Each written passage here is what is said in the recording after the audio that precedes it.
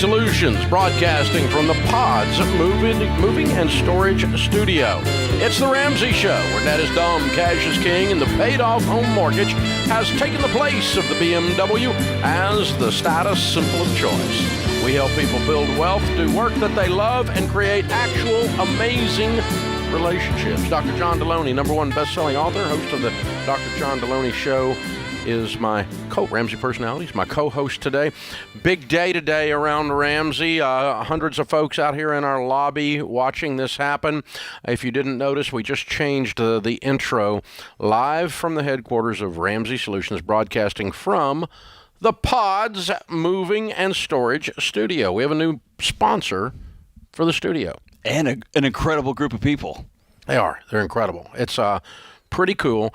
And, you know, one of the beauties of the life that I get to lead is I get to meet behind-the-scenes people that have done huge things and, you know, people that, like, I wanted to have met when I was a kid. Like, if I could ever meet that guy, you know. And these Pods, the Pods leadership team are those kind of people. Yep. And we've known them for a long time, and we've known how well this company operates and how their values are, because we don't just, you know, put the Ramsey Show or the Ramsey name or the Ramsey logo alongside anybody who writes us a check. We're not that easy a girl. I'm just saying. So I mean, we really want to align ourselves with companies that think the way we do all the way through, right? And that way we know that when we tell you guys out there that something's Ramsey trusted, that you can trust what we said, that we didn't just, we're not sellouts, right? You know, and so lots and lots of diligence gone into this. We're really, really careful, and we wondered, is there a connection to a moving and storage company? And well, we've endorsed real estate agents for decades, right? I mean, I don't know, maybe millions of transactions, certainly hundreds of thousands of transactions with Ramsey real estate ELPs. And if you sold your house, I reckon you needed to move, right? And both into and out of, right? Exactly. You got there's a lot going on there, right? And so and you need a company that you work with. Moving companies. Some of them are like, ugh. It's tough, man. It's like, I mean, some of them are good, but some of them are like, the whole idea is ick to start with, having to uproot myself and my stuff. I have my little nest made, and I got to be disorganized, and I'm OCD. I can't stand that. You kind of live in that world, but that drives me nuts. Me too. And so, you know, then you get a company that like sort of does what they're supposed to do. So, no, we're not doing this. We're not doing this. We need a company that you can work with, that cares about you, cares about your stuff, shows up when they're supposed to. You know, and we searched high and low, and then we got connected with these guys, and we're really excited about it. I have sitting behind closed doors, have listened to the conversations and walking through this product and what more so than the product, just the service this group offers. I think of myself, with my wife and my two little kids, trying to get from point A to point B, and hey, we're going to move on this day, and then this happens, and then we can't move on that. This company's thought through everything. They've thought through everything, and they make it accessible for a knucklehead like me to actually get out of my home and stay married and still have not have buried my kids in the yard. You can kill each other moving to death. I mean, you can kill them to death. Kill them to death. Exactly. Yeah, that'll do it. Yeah, that's So it's just, man, it's so cool just to see this stuff and think, man. So 23 million people will move each year in the U.S. 1 in 5 Ramsey listeners tell us that they plan to move in the next year. And Pods has been trusted with over 6 million moves. They're the industry leader in container moving and storage. You can pack, store, move your container, do it on your terms. So they bring it to your driveway, set it there. They'll leave it there as long as you want. Right.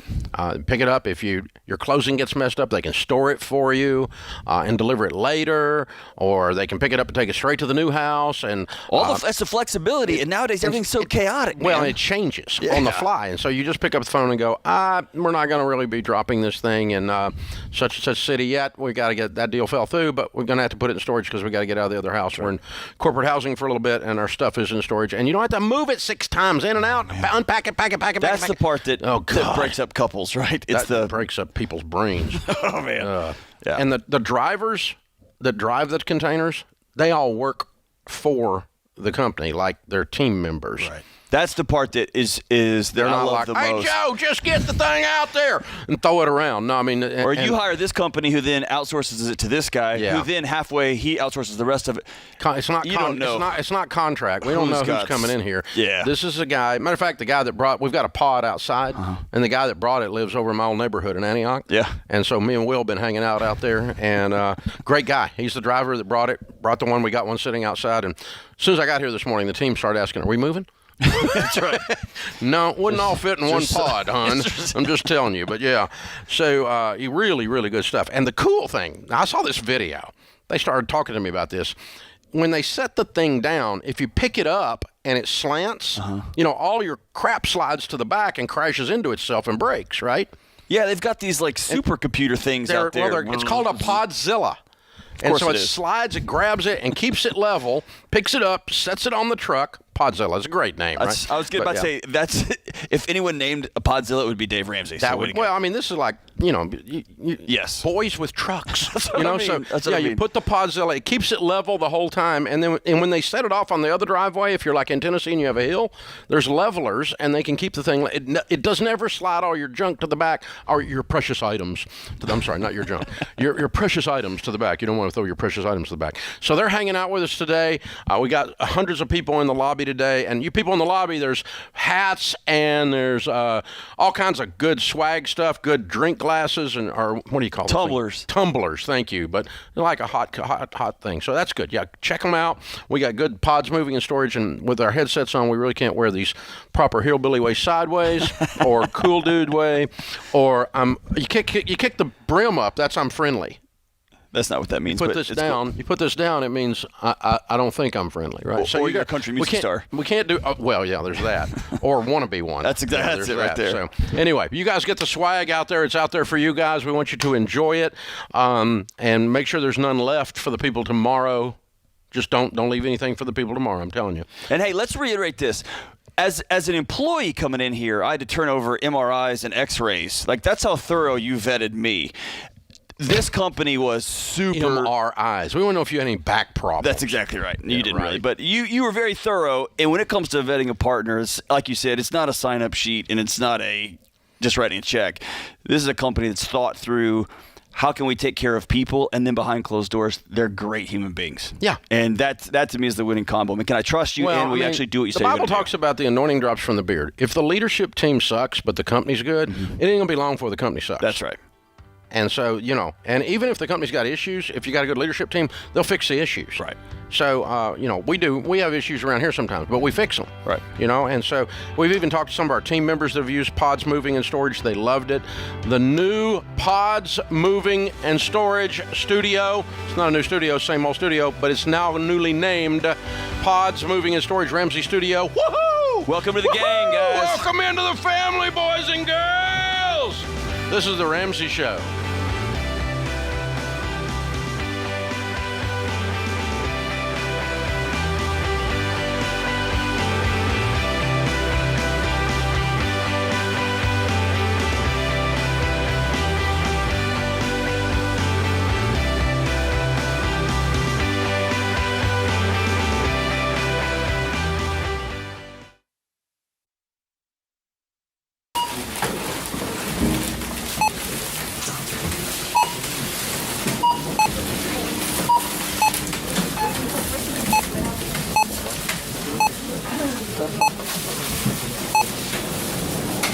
Still on baby step number 1, eh?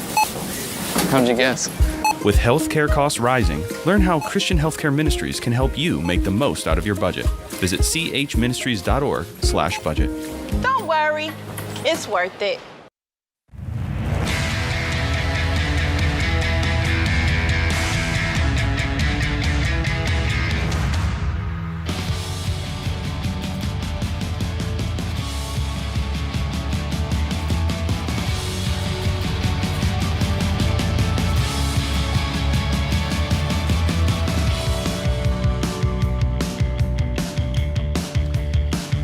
19 minutes after the hour, Dr. John Deloney, Ramsey Personality, is my co-host today. We are newly broadcasting from the Pods Moving and Storage Studio. Got a little pod up here behind us, John, in the bookshelf. So those of you watching on YouTube, you can see our little miniature pod. There's a full-size one outside. Hey, we know a lot of you are scared right now. I was just taping a spot for Fox News just a few minutes ago, and the number 20 million people getting ready to have their electricity cut off. That's pretty scary. Wow. That's pretty scary. And if you feel like you're drowning and you feel like you're terrified and you don't have enough to take care of your family, you don't have to live in fear. I've been there. I know how it feels. And finally, at the bottom of that, my fear changed to anger, and I said, I've had it. I've had it. I'm not living like this. You can't keep doing the same thing over and over and expect a different result. Something's got to change. And maybe it's time to try Financial Peace University. You've been thinking about it. Somebody's been telling you about it, and you've been putting it off. And maybe it's time to go all in on the Ramsey way. The course will teach you our step-by-step plan to get out of debt, save for emergencies, build wealth, be outrageously generous. It's worked for almost 10 million people have been through this class. Right now, we're offering it at the lowest price we ever have. Stop living in fear. Go to RamseySolutions.com/FPU. RamseySolutions.com/FPU. Open phones at 888-825-5225. Sarah is in Fresno, California. Hi, Sarah. Welcome to the Ramsey Show. Hi. Hey, what's up? Okay. Hi. How are you two doing today? Great. How can we help? Okay. So in September, I applied for a mortgage forbearance, and initially I did not tell my husband, and it went on till about this past July.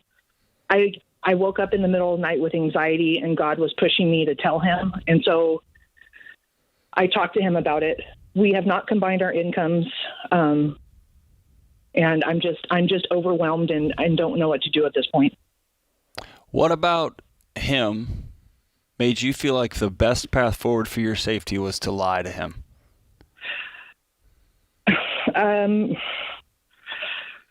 Honestly, I just didn't want him to get mad, and I didn't want him to know about my spending.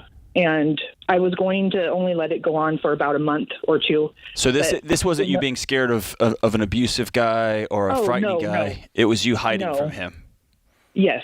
Shame. Yes. Shame. Yes. At the end of November, my stepson passed away, so his son, and so I just let it go because it was a stressful time. Yeah. Okay, so the house that you and your husband live in, you're supposed to be financially responsible for by yourself? I pay the mortgage and he pays the other bills. But or in this case, you don't pay the mortgage. You don't pay the mortgage. The other bills. Yeah. Yeah. Are you not paying because you don't have any money, or are you not paying because you spend out of control? You don't have, and you're not saving right. Yes, that's it. I spend out of control, and I'm not saving anything. And we have a lot of debt. How long have you been married? And 5 years. We'll married next 6 years next month. So how far behind are you on the mortgage now? About $16,000. The forbearance is over, and the past due has been added to the end of my term. So I have to start remaking payments, and so he knows that. You're current right now. Yes. The 16 got laid on the back. Yes. So he knows all of this? Yes, I discussed it with him. And I've been asking if we could just combine our incomes and do a budget. And we talked about all of our expenses, but I have the Every Dollar app, and I just want to be able to do everything with him. And it's just hard. It's just hard getting him to sit down with me and do a budget. But hold on. You've been cheating on him for a year. Yeah. Right? And so I can imagine his trepidation to sit down at the table with you and be like, oh, okay, it's all cool. You see what I'm saying? Yeah. He's going to need some time to heal, man. You've been lying to him. And he's especially through a trauma, right? And so you said we discussed it. That's usually a word for we passed along information back and forth. Have you sat down and said, I wronged you and I'm sorry? No, I haven't. Okay, in our world, in the financial world, the phrase we use for this is financial infidelity. Yeah. Okay, that's why John said you cheated on him. Because it's a breach of trust similar to, not the same, but similar to sexual infidelity.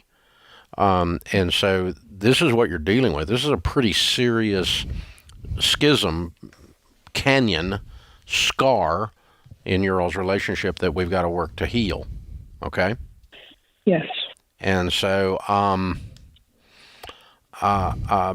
now, I don't know, John, you can throw this out. I don't expect him, and you don't either. I don't think anybody in this discussion expects him to trust you instantly, blindly. That's right. There's no reason to. He'd be nuts if he did that. Yeah, that would be weird. Okay, but can we rebuild communication and can we rebuild trust? Yes, we can. And the best way to do that is to work on your money together. And both of you are watching everything the other one does because we are doing this together. All of his spending, all of your spending, all of the bills are all accessible to both of you because we are working our house, our plan together. And so maybe the way to work on it is this. I'm with John. You start maybe with an apology to lead the conversation this time. Hey, I messed you over. I didn't want to. I did it out of shame, but it doesn't matter. It's just the same thing. It's a breach of trust, and I'm really sorry.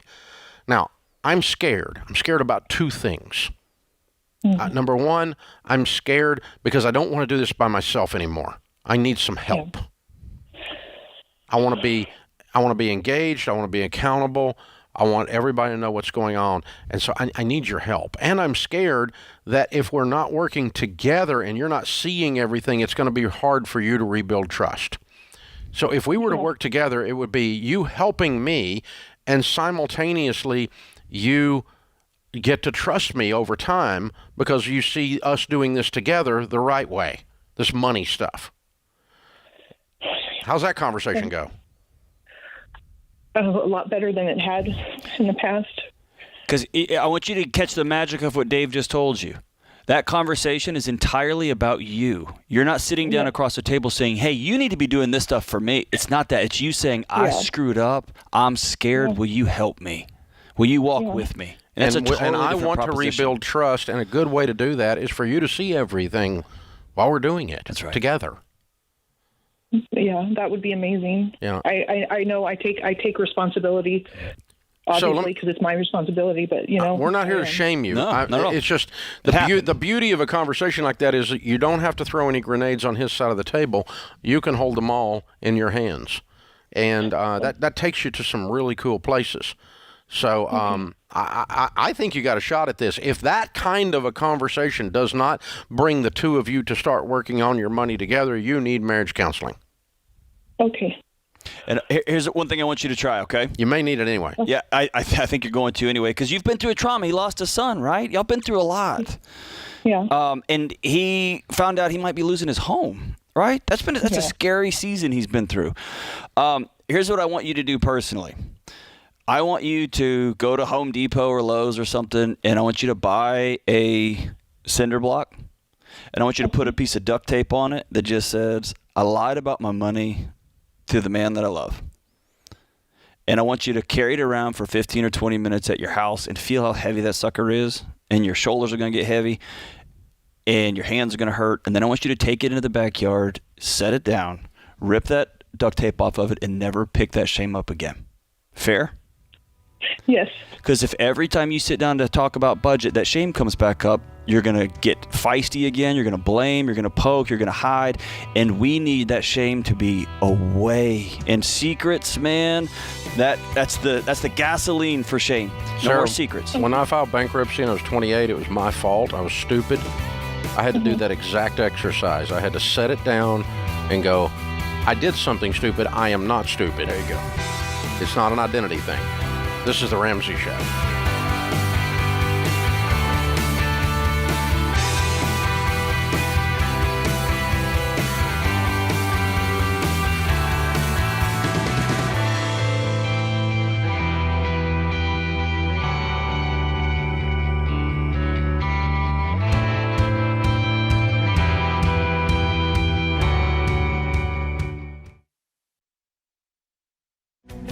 If you're looking for ways to update your home without blowing the budget, I've got it. For years, I've been telling you about our friends at Blinds.com. Blinds.com makes it simple to shop top quality blinds, shades, and interior shutters from home with easy online ordering and free shipping. With Blinds.com, there's no need to renovate your entire home. Just change out what's on your windows with upscale choices like faux wood blinds, cellular and roller shades, or even outdoor shades. Plus, Blinds.com guarantees the perfect fit, whether you do it yourself or you have them measure and install everything for you. Shop their latest looks and see how much you can save at Blinds.com today. The easy and affordable way to make your home more beautiful is Blinds.com.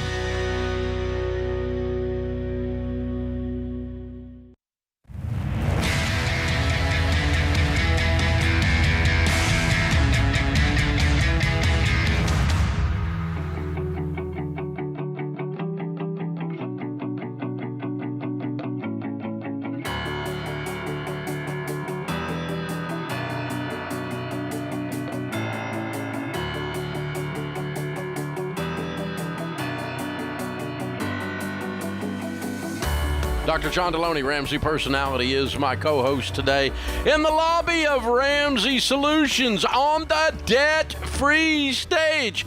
Casey and Elise are with us. It is Elise? Correct. Good. Welcome, welcome. Where do you guys live? Des Moines, Iowa. Cool, cool. Well, good to have you guys. All right, Casey, what'd you do to the foot? Broke it and doing yard work here about a week and a half ago. Anything to get out of yard work. Yeah, I wanted her to pack the van before we left. You've got to come up with a better story, man. And that you kung fu'd somebody. I was chasing a bear. I was chasing a bear away from my children. Oh, my gosh. Well, welcome, guys. Y'all live, where do you live? West Des Moines, so just west of, on the west side of Des Moines, Iowa. Good deal. How much debt have you paid off? We paid off $260,047.86. Love it. How long did this take? 10 years and 1 month. All right. And your range of income during that time? We started around 70,000. We peaked in 2019 at about 190, and then we went down to about 150 for a couple years. And this year we're projecting to be north of 300. Whoa!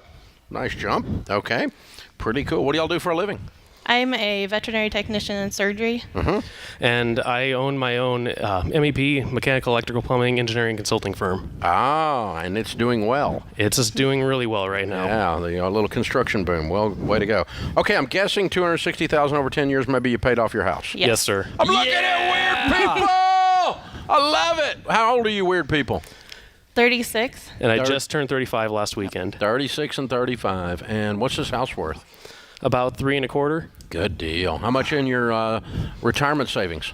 We're 120, 130 right now. Okay, so you're bumping a $500,000 net worth already. On the personal side, and you throw the business in, there's a bit more there. So. Oh, yeah. You might be over $1 million. We're there. Yeah, I love it. Baby steps millionaire. Wow. Whoop, whoop, whoop, whoop, whoop, whoop. I love it. Way to go, you two 35-year-old millionaires. I like talking to these. With no rent. Yeah, Yep. and No not a payment in the stinking world. Nope. Way to go. All right, what's put you on this Ramsey way 10 years ago? So I was on a trip to Chicago for a convention, and Kelly, that's sitting over here, and I were in the car together for, 6-7 hours, and I was complaining about my credit card company not increasing my limit for me. And he had just gotten married and taken financial peace, and was like, hey, have you heard of Dave Ramsey before? And I was like, well, I think I've heard of him on the AM radio a couple of times. But so we listened to a couple debt-free screams on the way to Chicago. The way back, we listened to podcasts from you all the way back. I was fired up, and it was like, hey, we got to do this. He came home and was telling me about it. I'm a natural saver, so I was like, yeah, I'm on board with this. Yeah. Makes sense to me. Where you been? Right. I mean, I was ready to do this before. Took some goober on the radio to get you to do it. Yeah. Way to go, guys. All right, so you sit down. What happened after you get home? You both say we're in. We sat down, and I might be a little bit of a nerd. I had every dollar we'd spent for the last 7 years in spreadsheets, but I'd never actually put it together to see how much we were spending. So we put our budget together. She made some cash envelopes with old T-shirts. She sewed them together. This is after FPU. Oh, that was after FPU. That's right. But we wanted to take FPU, and we're like, we couldn't come up with $100. We were making almost about $70,000, and we couldn't come up with $100 to buy the class. And so Kelly and his wife purchased the class for us. Oh, my. Yeah. Wow, that's cool. Paying it forward. Yeah. Yep. Yeah. And now you're millionaires. And now we're millionaires. Way to go, Kelly. Touchdown. Yep. I like it. Woo! Man, if you weren't tripping over mowers in the yard, you'd be all firing all cylinders, man. Yep. Yeah. I kept waiting for you to say my company does mechanical, plumbing, electric, and landscaping, but you left that one out. Which is good. Which is good. What was your biggest fight in 10 years? What was the hardest thing for y'all to work through? We sold the cars in 2013. Yeah, that was a hard one. When I told her I was selling my Acura TL, she teared up. She knew how much I loved that car. And it was at that point that I was just, I was done. I was like, we need to get rid of this debt. She lost her job. We were halfway through the class, maybe? Month and a half in. And this was back when it was 13 weeks. And that was a huge wake-up call for us because I realized that if I lost my job, we were already in trouble with her losing her job, but I was 70% of our income. If we lost my income, it was bankruptcy is what we were looking at. And so we kicked it pretty hard and sold the cars, and that was a total God situation. Got you in a place where all you had left was the house. Yeah, we cleared $30,000 in debt that month that we sold the cars. Yeah. I sold my TL for $6,000 more than I owed on it. I was planning to spend $5,000 or $6,000 on another car, and looked at some key cars that weekend. Paid $3,200 for 2 Camrys. And that then had covered the gap on her car, her Lexus RX 350 that we bought right after I bought my TL. And her parents ended up buying it from us, paying us $3,000 more than the dealership was going to. Which is a better deal for them. Yeah, good. And then I paid off my last student loan a month and a half later, our baby step 2, that finished off baby step 2, which was $91,000 and How do you stay months. with it 10 years, though? We coordinated over 12 classes. Oh, wow. At least 12 that we can think of. So, Yeah. Okay, At so least now one year. he gave you Financial Peace University. How many have you given away? At least 5 or 10. Yeah. I figured that $100 cost you $500. yeah. It was a regular wedding gift, and some other people as well. So Yeah, that's what happens to me, too. I love that. How has this strengthened your marriage over the last decade? yeah, we're way stronger together, bound together, tighter. Lines of communication opened up when we started it. And we don't have that stress anymore. And there's still, things we got to figure out in the budget, especially, grocery prices going up as they are, and we have 3 kids Medical bills. medical bills, yeah. Yeah. So Yeah. But seriously, how's it feel to not have a house payment? unbelievable. Opens up the doors that we're able to do some really fun things. I've got a cousin that's going through a really rough situation. Recently becomes a single mom of 5 with no income. Ooh. And we just talked to her on the way down. We were able to send her a really nice birthday present. Yeah. Make sure those kids eat. Yeah. Good man. Good couple. Well done, you two. And that's why we do this, right? You live Exactly. like no one else, so later you can live and give Just like that. no So one else. good, man. Touchdown, baby. Touchdown. I love you guys. You're heroes, man. You're awesome. Very, very, very cool. Great job. Okay, you taught all these classes. You did it. You're 35 years old. Your baby steps millionaires. You paid off your house. When someone says, how do you get out of debt? What do you tell them the key is? You got to have the why. You got to have the perseverance to push you through, because it's exciting at first, but you got to get through that marathon. It's not exciting at second. Or third or fourth or fifth Or or sixth third. or Yeah. seventh. Yeah. Home is exciting. First is exciting. Second, third, not exciting. Pain in the butt. Yeah. So, yeah, you got to persevere. And the only thing that does that's your why. What did you guys define as your why? Why you're doing this? For me, go ahead. No, you're fine. So it's helping those single moms, those widows, those people that really need that step up, the hand up, and be able to teach them Christ's love, and minister to people in a way that a lot of people can't because they're so leveraged. Yeah. Okay. All right, let's bring the kiddos up. I want to meet them. We got a copy of Baby Steps Millionaires for you since you are one. My latest #1 bestseller. We've got a Financial Peace University membership for a year. Another one you can give away. That's perfect. And a Total Money Makeover book for you to give away as well. All right, what are the kiddos' names and ages? With Emilia, that's 8. Jeremiah is 5, and James is 9 months. All right, go James. Love it. Good stuff. Good stuff. Well, you guys changed your family tree. You took control of your life, and you went from making $70,000 to making $300 through the journey, 100% debt-free, and become Baby Steps millionaires, house and everything. You're impressive. So proud of you. Thank you. Very, very well done. Good stuff. Good stuff. All right, Casey and Elise, Des Moines, Iowa. $260,000 paid off in 10 years and 1 month, making $70 to $300. Count it down. Let's hear a debt-free scream. 3, 2, 1. We're debt-free! Yeah! Woo-hoo! Love it! How fun is that? This is The Ramsey Show.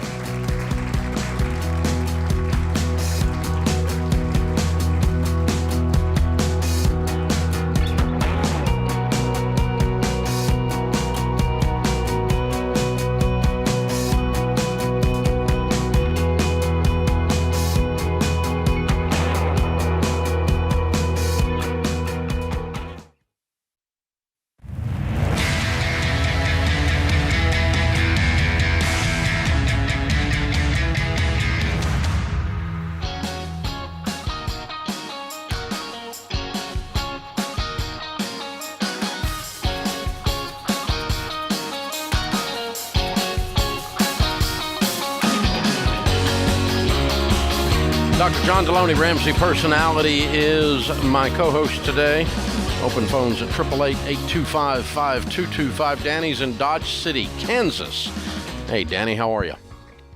Good. How are you doing? Better than I deserve. What's up? Well, great. I was calling to find out. Last year, I sold some property that I had for around 4 years in Colorado, and by the time the expenses and everything were paid out, and I walked away and put into a trust like $2.5 million. I hate it when that happens.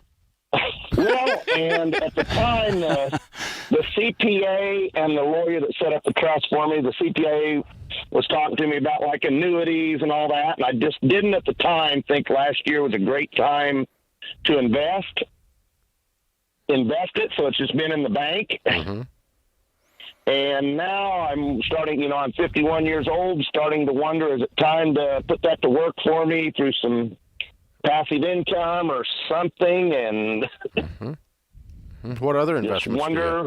What other investments do you have? Me and my wife each have Roths with about $300,000 in them apiece. I have some farm ground that's worth $500,000. It's paid off. We have our house we owe $30,000 on. Well, you've done really well. Car. Well, congratulations. Yes, I've done well, and this is money that, it's kind of just a windfall from that investment. And well, let's just think about some basics for a second, okay?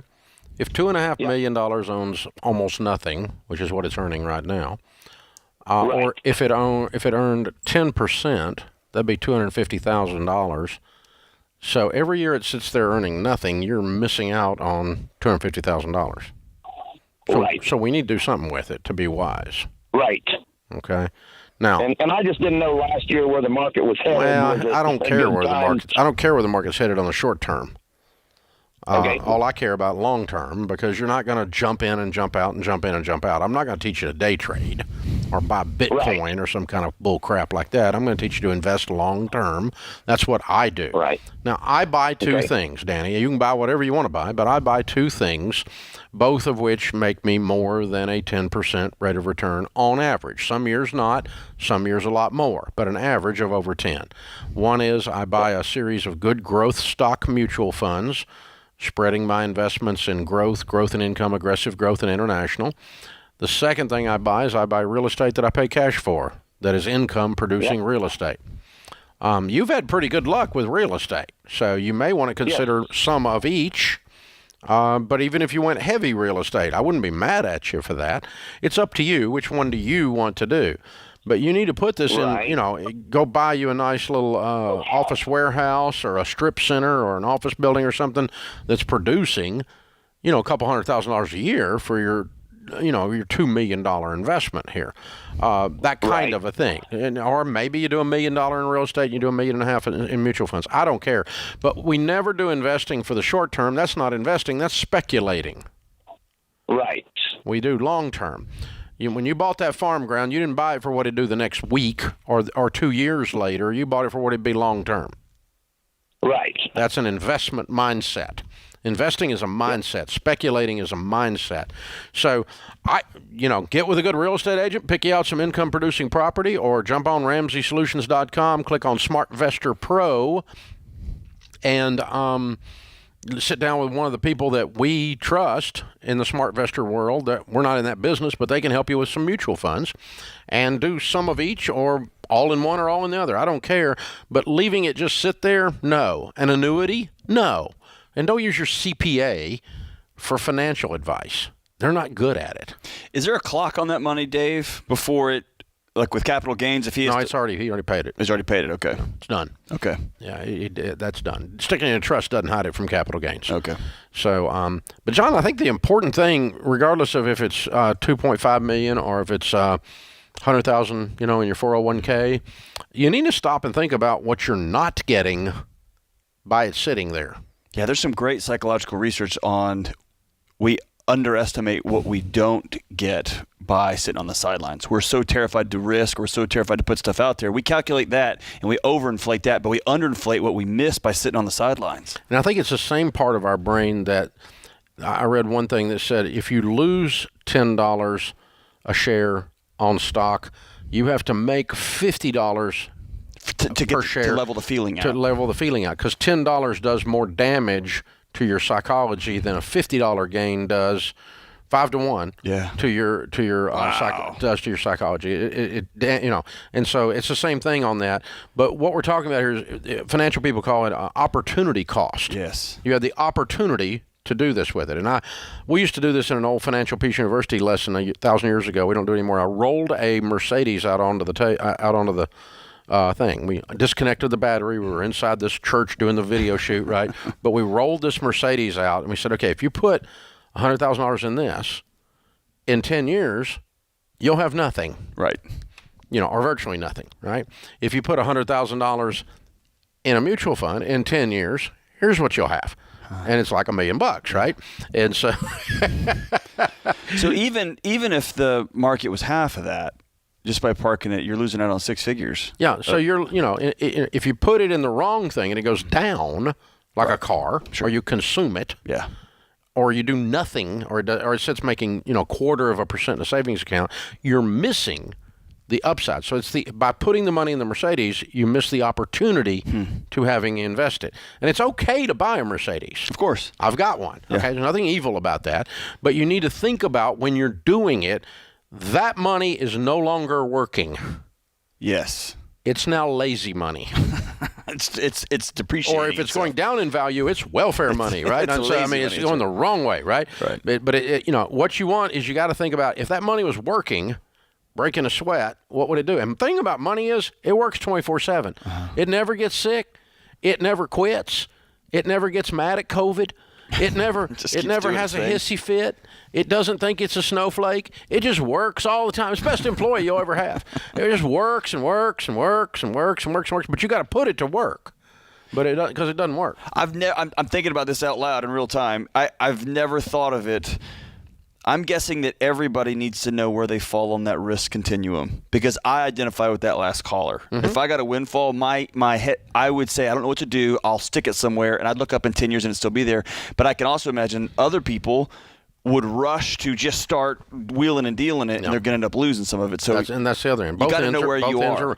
So, being paralysis of the analysis is not good. Yeah. And being rash and gambling is not good. Right. But you have to take enough risk to not miss out on what life has. Well, it's almost this is why you and I jumped out of an airplane the other day.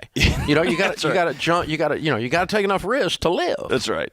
And also, it's good to have a former Navy SEAL strapped to your back, so you're probably going to land. That's helpful. You're probably going to land, right? That's really good. Heading into that, having a plan. Man, having a plan is everything.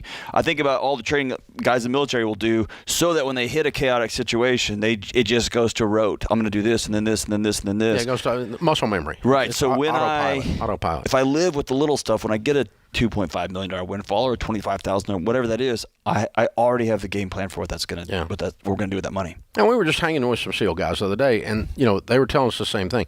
It's not really when you hit chaos or if you hit chaos. It's just when. It will. That's right. And so if you've done the training, your brain is ready. You go into autopilot when stuff goes sideways. That's right. Not exactly the way they said it, but yeah, when things go sideways, right? And so but that's what separates folks, right? I'm trained. But it's the same thing's true with money. Okay, so. Yes, you should not throw money around in something just because somebody said to. You need to understand what you put the money in. That may take a hot minute, right, but it doesn't take 5 years. Right. And it doesn't take, I took a call in the early days of the show. This guy had like $20,000 in rolls and buried in his backyard in a coffee can. And he's like, so what do you think of that? And I said, I think you're losing $2,000 a year. How long has it been back there? 10 years. I said, you've lost more than the money in the can. And you ought to go check the money in the can because paper money doesn't do real well in moisture.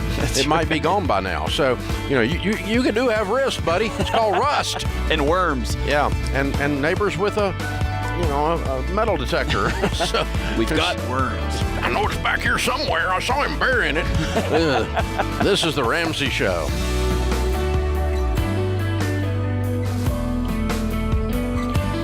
Hey, it's John Deloney, co-host of The Ramsey Show. Did you know over 18 million people listen to The Ramsey Show every week? A lot of those people listen on one of our 600-plus radio stations across the country. To find a station near you, go to RamseySolutions.com/show.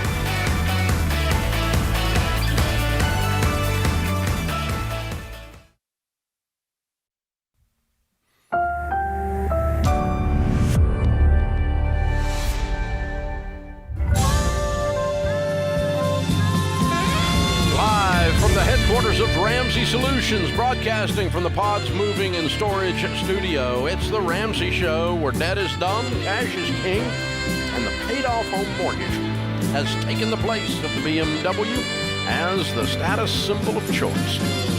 We help people build wealth, do work that they love, and create actual, real, amazing relationships. Dr. John Deloney, #1 best-selling author of the book Own Your Past, Change Your Future, and host of the Dr. John Deloney Show, is my co-host today. The phone number, we'll talk about your life and your money right in front of you. The phone number is 888-825-5225. Jack is on the line. Jack is in Jacksonville, Florida. Hi, Jack. How are you? Hey, how's it going, Dave and John? Thanks for taking my call. Sure. What's up? So I recently had a career change. In my previous employer, I vested about 7,800 privately held stock options to purchase. I vested them out of an option to purchase them at like $1 a share. Like I said, they are privately held. And so, I'm just looking for some advice on as to whether we should purchase any or not. I just got married in February with my wife, and we don't have any debt. We have about $10,000 in our emergency savings. And we also have a sizable amount saved for a down payment for a home. We're currently renting. Just want to know what the best option would be moving forward. Okay. The way I answer questions on this show, Jack, after 30 years of doing this is knowing what I know, if I woke up in your shoes, what would I do? And that's the way I look at it. Okay. You're newly married. You got $10,000. You got a house down payment. And these are privately held shares. Do I invest in them? Okay. Everything in your life sounds normal except that. That Sure. kind of stands out over here as weird, Yeah. That's an investment you would make if you had $1 million, you'd been married 40 years, whatever, and if you wanted to have some play money, you would goof around with that. Okay, so a couple of issues I would have with it if I were in your shoes is, number one, it's single stocks. So you've got all of this money, basically all of your investment money at this point, tied up in a single company. So as it goes, so goes your entire portfolio. So that's called risk because you're not diversified, you're not spread out, number one. Number two, it's privately held, which means two things. We have no idea what's going to happen. Right. None whatsoever. It's a small operation or it's a big operation, but either way, you have very little transparency, you have very little control, and you have very little liquidity. Once you own it, it's hard to get out of it a lot of times. And so even if I was going to buy single stocks, I wouldn't buy that one. Yeah. The only reason I was concerned about it was, so we do have two Roth IRAs. One, I have one and my wife has one. We've maxed out the last 2 years. And then, I was talking to some friends and they're saying, even if you buy 5,000 of them at $5,000 over the course of your entire investments for retirement, it's a risk, right? So I'm not sure if that 5,000 would be a risk or if I should throw 1,000 in it. And then if they go public, the rate of return could be very lucrative. But and you could set $1,000 in the middle of the floor and set it on fire. Yeah. That's the thing about Instagram, man, is you'll see these things roll up every once in a while. If you had invested in Tesla 9 years ago, you would have $100 billion. What that kind of thinking doesn't tell you is how many people sat at their friend's brother's table with this new business idea that they invested in and they lost everything. They lost 1,000, 5,000, 10,000 or whatever. There's way more of those than there are of the Teslas in the world. So here's the thing about this situation, okay? One of two things is going to happen. You're going to make a lot of money or you're going to lose all your money. There's probably no in between. You're either going to put 5,000 in and get 25,000 out, or you're going to put 5,000 in and say, bye! You're newly married, you're trying to buy a house. You don't need to put $5,000 on the roulette table and hope it hits red. And that's what you're doing. So you can do whatever you want. I've done it. I did it when I was your age, and I lost it several times. I did this because I'm stupid, and I have to learn these lessons more than once. But because I always think I'm a glass half full guy. I always think it's going to work out. Oh, that's me. And it doesn't. So it's a bad investment strategy, Jack. I wouldn't do it. And your friends that are giving you advice on this are people who are broke. They're not millionaires. So millionaires do steady, predictable investing. They get out of debt and they stay out of debt. Nothing in this discussion falls under those headings. I wouldn't do it. But you do whatever you want. We'll still be friends. Ronald is with us in Greenville, North Carolina. Hey, Ronald, what's up? Hey, Dave. This is a great day to get to talk to Dave Ramsey and John Deloney, and I turned 52 today, so this is literally the icing on the cake. Happy birthday to you. Happy birthday, young man. Thank you, sir. Just a couple quick questions. So basically, me and my wife, we're at about 1.4 million net worth. Over the period of 4 or 5 years, we're at baby step 7. I have rolled over about $470,000 into a Roth. Good. Sitting there. I've got about $80,000 left before I can completely be all of the pre-tax stuff is rolled over into the Roth. Good. Number one, is that smart to do? Yes. Yes. The number two piece is basically being 52. Do I continue to, because in our job we don't have a Roth IRA, we just have a simple IRA. So would it be smart right up to 60 years old to roll over every year, convert it, and then pay the taxes until 60 and stop at 60 doing that? If you're going to leave it alone, whatever the piece of money we're talking about, if you're not going to touch it for 10 years, it's going to be smart. Okay. Even past 60. Okay. I'm 62 and I'm going to do a Roth this year. Okay. Okay, so because I'm not going to touch that money, I'm going to let it grow tax-free. Now, if I'm going to get the money out sooner, it starts to be questionable as to whether that's the right direction. But but if you're going to leave it alone a decade, you're better off to have the tax-free growth. And let's repeat, you're 100% debt-free, baby step 7, house and everything. You have $1 million plus net worth. You're baby steps millionaire. You did it on your own. You didn't inherit it. Yes, sir. It's all sitting there. You've got the cash to pay the taxes that this $80,000 going from traditional to Roth creates, and now that $80,000 is growing from this point tax free. And so if it grows 10%, it grows $8,000 next year. That's $2,000 that would have been taxable on that $8,000 is not taxable. Okay. And the next year, and the next year, and the next year, and the next year. And also too, it's smart. Like right now, I know with the funds, mutual funds are down. So basically, Great time to do a rollover. Yeah, great time to do a rollover. And that's kind of what I've looked at it. Yeah. And I didn't know. I was like, so again, you said pretty much at 60 or past 60, as long as you're not going to touch it with a 10-year time period, continue to do it. And you got an investing horizon of 10 years or more, it's always going to work out to do the tax-free growth. That's it. It's that simple. Yeah. And you're doing baby step 7. Now, I'm not going to tell people that have debt to create a tax burden by rolling to a Roth while they need to be paying off their car debt. No. This guy's at baby step 7. He's got extra cash.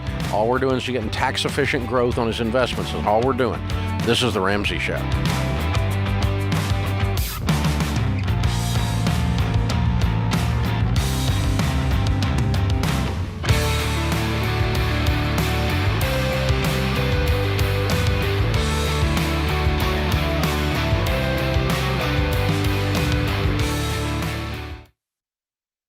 I say it all the time. If you're a business owner and you don't know your numbers, you don't know your business. And when markets are shifting, it's even more important.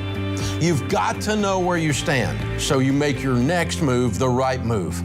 And you don't have to be in the dark here. Over 31,000 businesses, including my team at Ramsey, know their numbers because they use NetSuite by Oracle, the #1 cloud financial system. NetSuite gives you visibility and control of your financials, planning, budgeting, and inventory so you can manage risk, get reliable forecasts, and improve margins. Having everything in one place has saved my team hours each week since we made the switch to NetSuite. NetSuite is a game changer. So head on over to netsuite.com/Ramsey to get a product tour today. That's netsuite.com/Ramsey.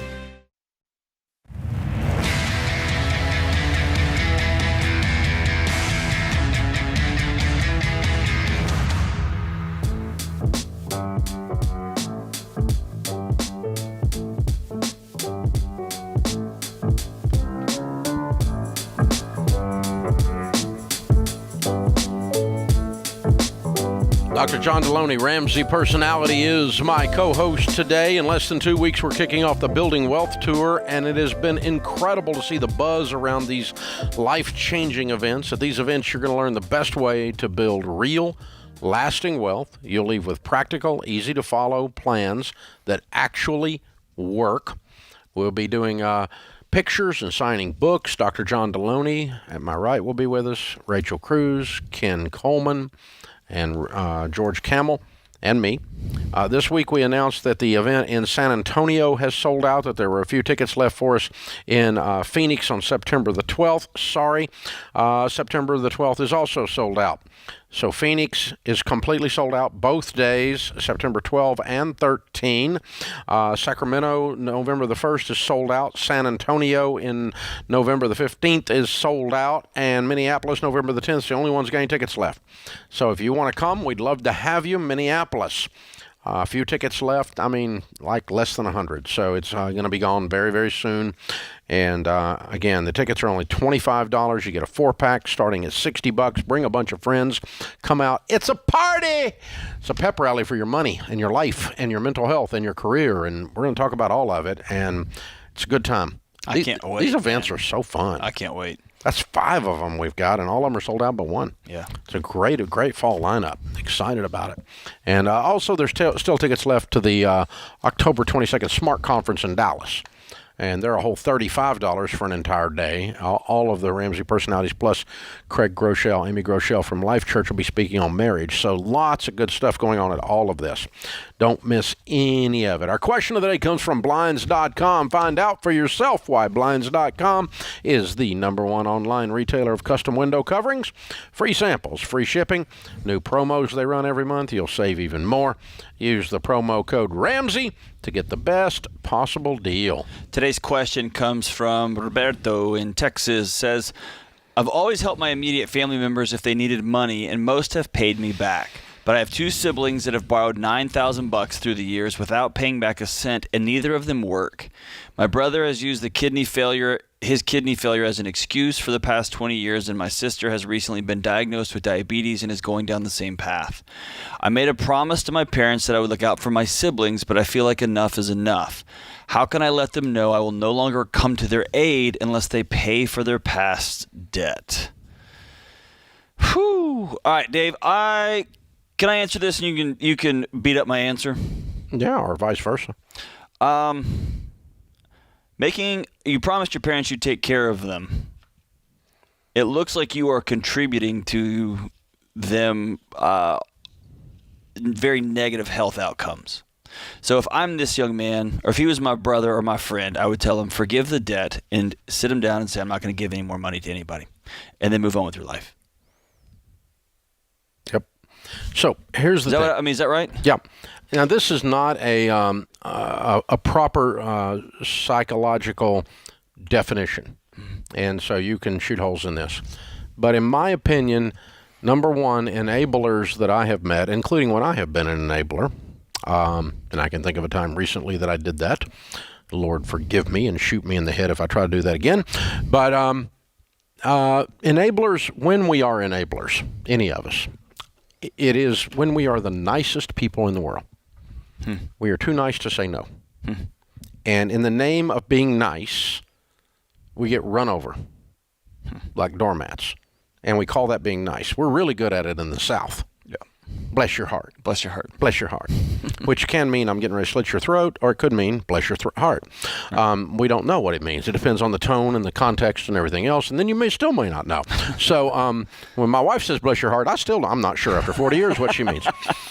Sometimes it's sarcastic, and I do understand, but, well, bless your heart. I know what that means, okay? But that means you are a dumb butt. But yeah, that's anyway. Enablers, this man is a nice man. That's right. Number one. Number two, this is this part that's probably not psychologically correct. In my opinion, someone who is enabling, they always say, I always hear the language, I'm helping. They want me to help. I want to help.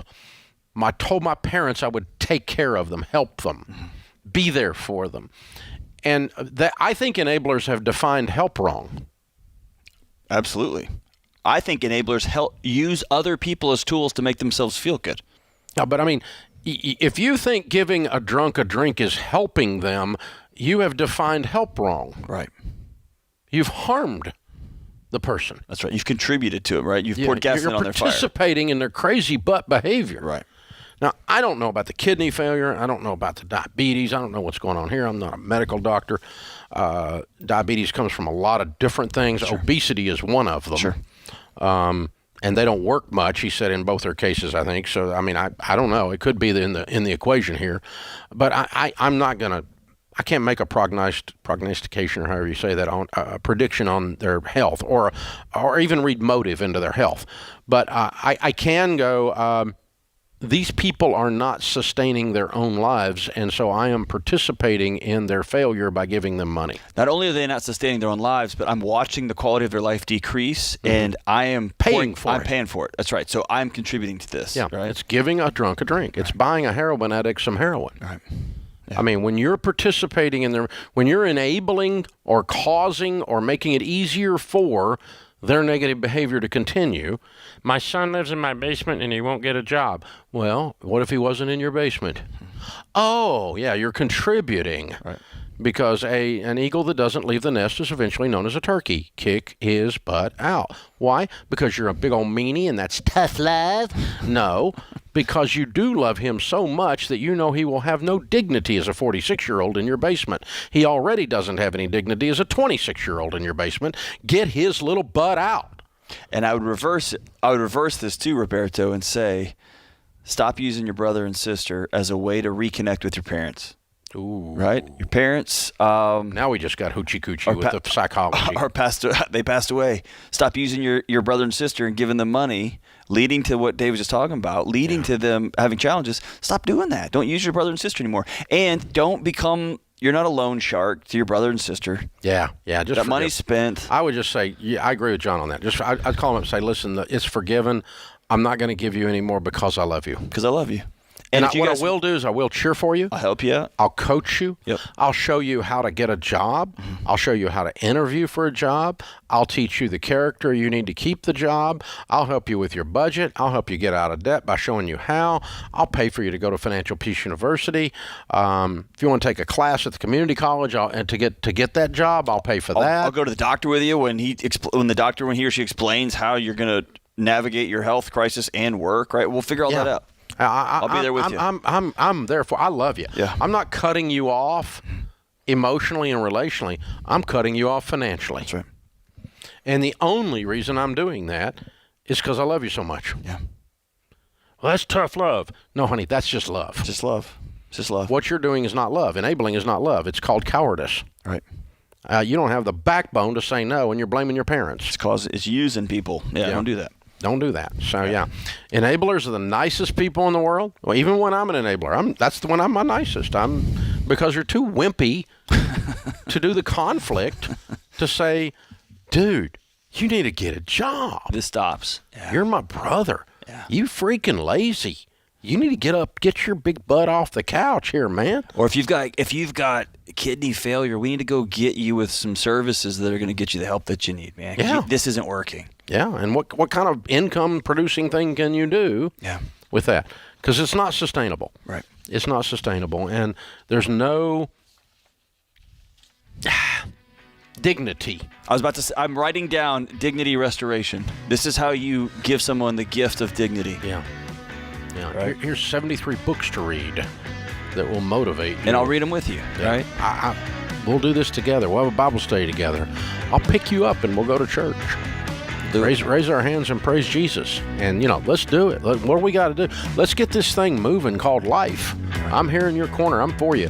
But what's happening is you're becoming embittered toward them over $9,000. Forgive the $9,000. Forget that. It's gone. You ain't getting it back, number one. Number two, it's holding you back from moving them forward. This is The Ramsey Show.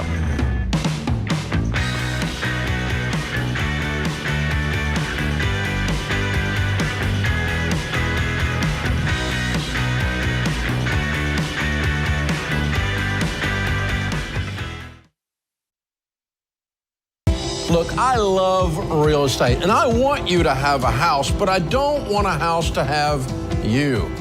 That's why you need to get in touch with Churchill Mortgage to make sure you do this right.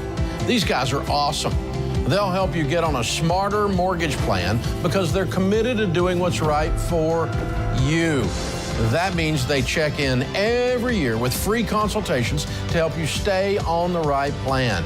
They show you how to save money and interest so you can build wealth faster. They walk you through the total cost of your loan so you can make the best choice. Basically, they care. That's why we call them Ramsey Trusted. You can achieve debt-free home ownership, and Churchill is here to help. Go to their site, churchillmortgage.com/Ramsey, to start your approval or get more information.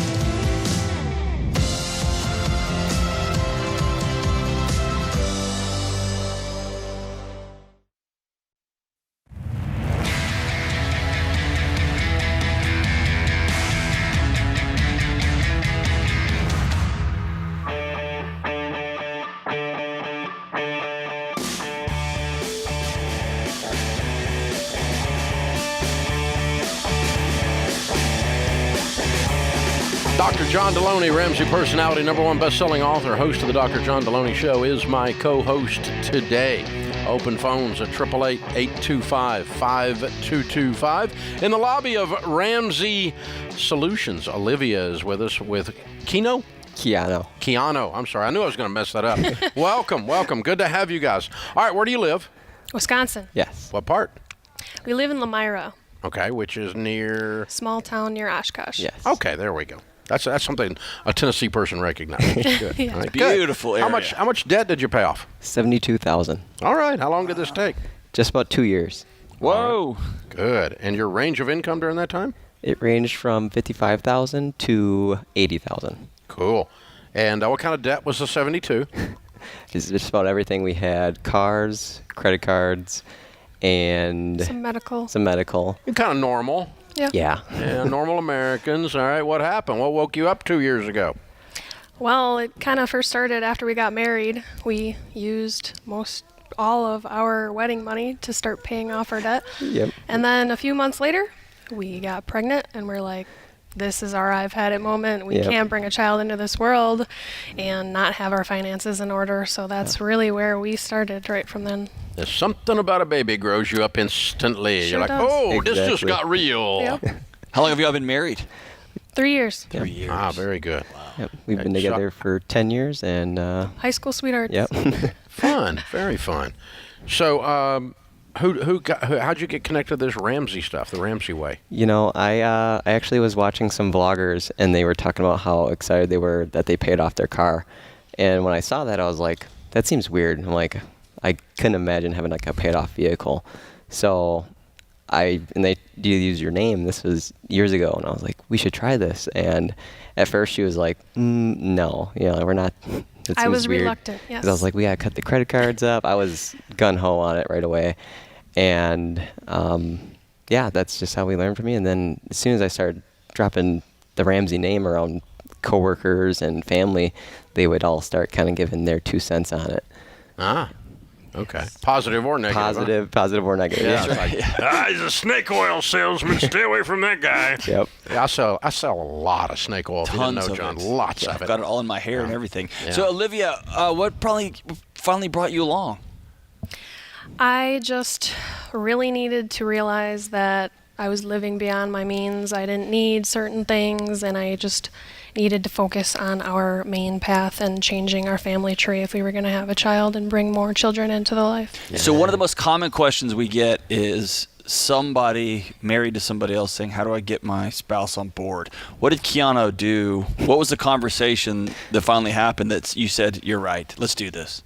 He just really put out an outline for me. He's really good with spreadsheets, and he explained all of that to me, and I'm like, that sounds awesome. It would be great to be debt-free, and then we can just give back eventually and, have a great life. And so he gave you a vision of what this could look like. Yes, the vision definitely gave me a great outlook on it, and I'm like, yes, let's do this.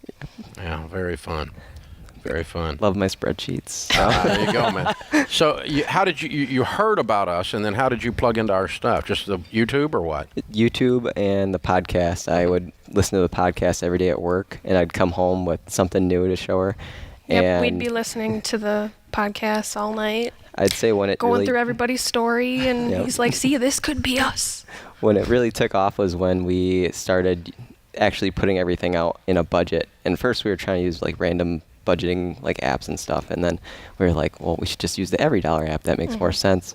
And then we started seeing how much money we were wasting. Crazy amounts of money. We're like, this money could have easily been used for on what? What were you wasting it on? Going out to dinner or shopping, and there's sometimes we were sitting there, we're like, we have no idea where all this money went. Yeah, we would be so confused. Like, we're living paycheck to paycheck. Where is all this money coming from? So once we started putting everything down into the budget, we're like, this is where it's going. We cannot do this anymore. We need to change. Especially with a baby on the way. Yeah. Yeah.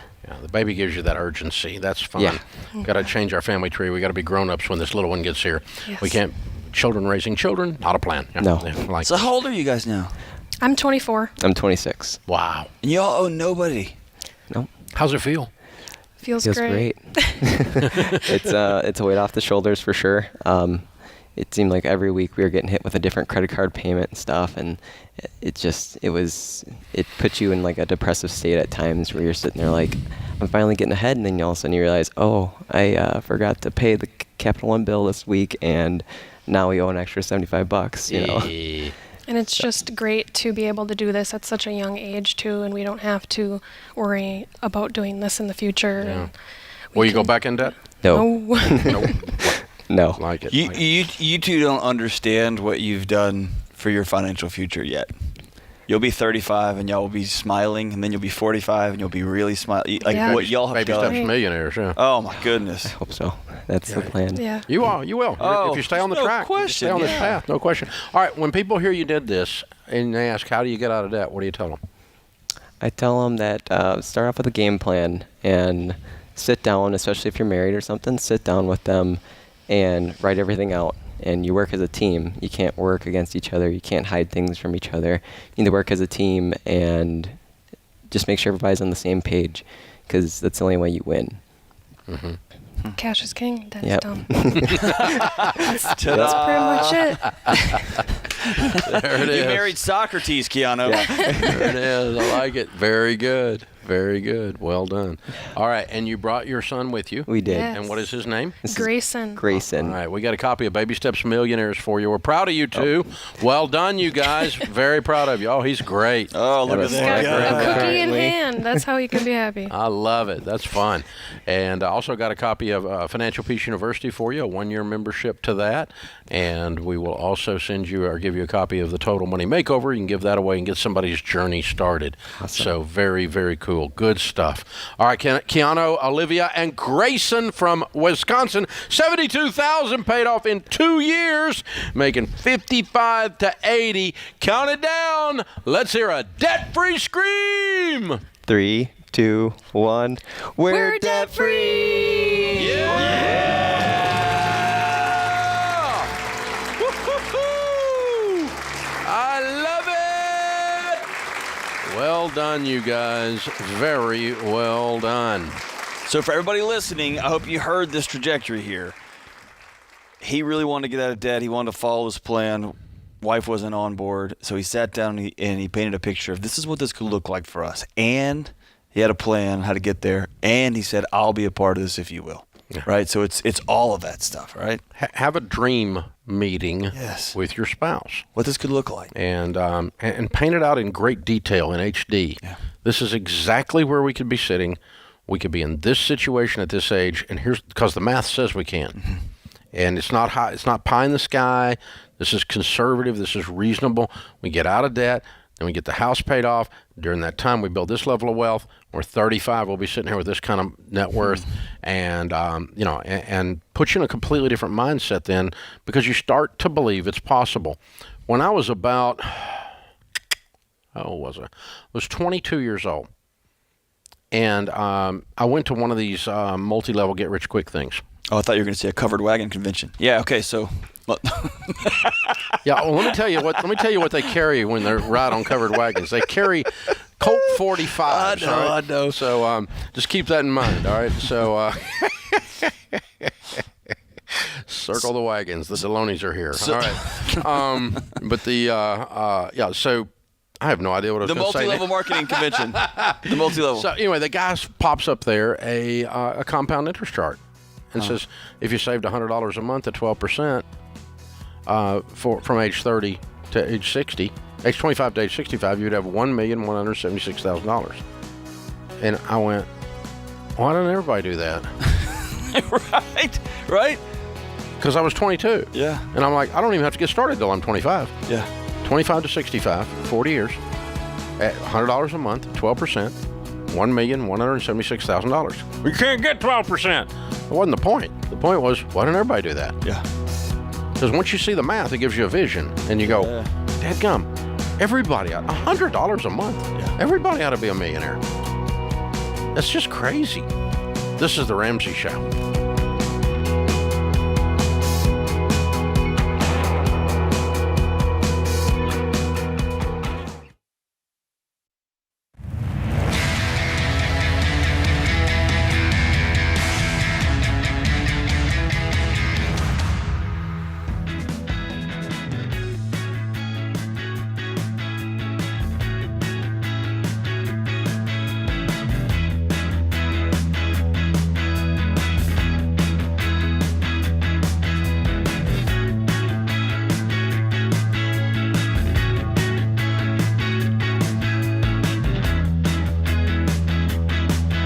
Thank you for joining us, America. We're glad you're here. Dr. John Deloney, Ramsey Personality, is my co-host. Thanks for hanging out with us. Tom's with us in Lima, Ohio. Hi, Tom. Welcome to The Ramsey Show.